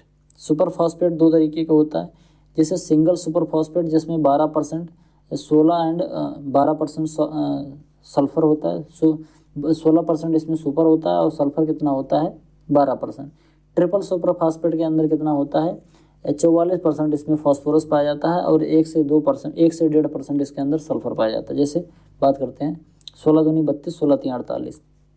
सिंगल में 16% फॉस्फोरस, डबल में 32% और ट्रिपल में 48%। तो कैसे याद करोगे 16, 16 दूनी 32, 16 तीन 48। सिंगल में 1, डबल में 2 बार, ट्रिपल में 3 बार। Single superphosphate 16%, double superphosphate 32%, triple super phosphate 46 से 48% और अमोनियम फॉस्फेट में 20% फॉस्फोरस पाया जाता है। ये ज़रूर याद कर लेना, ये सभी चीज़ें एग्जाम में पूछी जाती हैं कि सिंगल सुपर फास्फेट में कितना % फॉस्फोरस पाया जा रहा है, डबल सुपर फास्फेट में कितना % फॉस्फोरस पाया जा रहा है। तो ये सभी चीज़ें आप ज़रूर याद कर लेना। आगे बात करते हैं critical acid soluble phosphatic fertiliser, citric acid soluble phosphatic fertiliser. ऐसे फास्फोरस फर्टिलाइजर, इसको जो मैंने बताया था ये वाटर सॉल्युबल होते हैं। ये चाहे सिंगल, चाहे डबल, चाहे ट्रिपल और चाहे अमोनिकल फॉस्फेट जो होता है अमोनियम फॉस्फेट, ये सभी वाटर में अच्छे तरीके से मिक्स हो जाते हैं, वाटर सॉल्युबलाइजिंग होती हैं। आगे साइट्रिक एसिड, जो साइट्रिक एसिड होता है उसके अंदर जो सॉल्युबलाइजिंग होती है, जैसे बेसिक स्लैग जिसमें 18% फॉस्फोरस होता है, ये बाय प्रोडक्ट होता है आयरन और स्टील इंडस्ट्री में। बेसिक प्रोडक्ट जो बेसिक स्लैग होता है ये आयरन और स्टील इंडस्ट्री जो है वहाँ पर बाय प्रोडक्ट के रूप में निकलता है। फिर डाई कैल्शियम फॉस्फेट में लगभग 34 से लेकर 39% तक फास्फोरस पाया जाता है। ये दोनों फास्फोरस जो होते हैं वो साइट्रिक एसिड में अच्छे तरीके से घुल जाते हैं। कुछ ऐसे फर्टिलाइजर होते हैं जो वाटर और साइट्रिक एसिड दोनों में सॉल्युबलाइजिंग होते हैं, तो उसको हम बोलते हैं वाटर एंड साइट्रिक इनसॉल्युबल। कुछ ऐसे फर्टिलाइजर होते हैं फास्फोरस के जो कि ना तो वाटर में सॉल्युबल है ना साइट्रिक एसिड में, तो उसको क्या बोलते हैं water and citric insoluble fertiliser. जिसमें आता है रॉक फॉस्फेट, जिसमें 20 से 30% फॉस्फोरस पाया जाता है, और अगला आता है बोन मील जिसमें 21 से 25% तक फॉस्फोरस पाया जाता है, और एक तरीके का पोटेशियम फर्टिलाइजर टाइप। अब आगे हम बात करेंगे, ये जो पोटेशियम फर्टिलाइजर टाइप ये अगले स्लाइड में होना था, इसी में हो गया। तो रॉक फॉस्फेट और बोन मील जो होता है ये वाटर और साइट्रिक एसिड दोनों में इनसॉल्युबल होता है। साइट्रिक एसिड में बेसिक स्लैग और डाई कैल्शियम फॉस्फेट होता है। वाटर सॉल्युबल में single, double, triple super phosphate और अमोनियम फास्फेट होता है। आगे बात करते हैं पोटेशियम फर्टिलाइजर टाइप की। Chemical potassium fertiliser should only be added when there is absolute certainty that there is a potassium deficiency in the soil. Potassium fertilizer also work well in sandy garden soil that respond to their application. Crops such as chilies, potato and fruit tree all benefit from this type of fertilizer since it improves the quality and appearance of the produce. Potassium जो fertiliser होते हैं ये हमारे fruit की quality को बढ़ाते हैं। Fruit की क्वालिटी बढ़ाएंगे, उसकी चमक को बढ़ाएंगे। तो हमको तभी डालना चाहिए खेत में पोटास जब हमें ये पता हो कि वाकई में फास्फोरस की कमी है हमारे खेत में। इसमें 2 फर्टिलाइज़र आते हैं। एक तो आता है म्यूरेट ऑफ पोटास जिसको हम MOP बोलते हैं, जिसके अंदर लगभग 60% पोटास पाया जाता है। ये प्राइमरी सोर्स होता है पोटास के लिए। अगर हमें अपने खेत में पोटास डालना है तो म्यूरेट ऑफ पोटास सबसे अच्छा उदाहरण होगा कि हम अपने खेत में म्यूरेट ऑफ पोटास डाल दें, जिससे हमारी पोटास की कमी पूरी हो जाएगी। इसके बाद आता है sulphate of potash. Sulphate of potash जो होता है, sulphate of potash is a fertiliser type manufactured when potassium chloride is treated with magnesium sulphate. It dissolve readily in water and can be applied in the soil at any time. Sulphate of potash भी एक अच्छा potassic fertiliser होता है। तो I hope आपको ये सभी चीज़ें अच्छे से समझ में आया होगा। लेक्चर काफ़ी बड़ा था, कई जगह पर मैंने थोड़ा जल्दी पढ़ाने का प्रयास किया है, इसलिए अगर आपको एक बार ना समझ में आए तो थोड़ा सा एक बार रिवाइंड करके देख लीजिएगा, तो आपको आसानी से समझ में आ जाएगा। आपको वीडियो पसंद आया हो तो वीडियो को लाइक करें, चैनल पर पहली बार आए हैं तो चैनल को सब्सक्राइब जरूर करें। आपके जो भी सुझाव हैं कमेंट बॉक्स में ज़रूर लिखें। आपको कोई और दिक्कत आ रही है तो हमें बताएं। हमारा कोर्स आप परचेज कर सकते हैं जिसमें आपको पूरा कंटेंट आपको अच्छे से मिलेगा लेक्चर वाइज। मिलते हैं किसी दूसरी वीडियो में, तब तक के लिए इजाज़त दीजिए। धन्यवाद।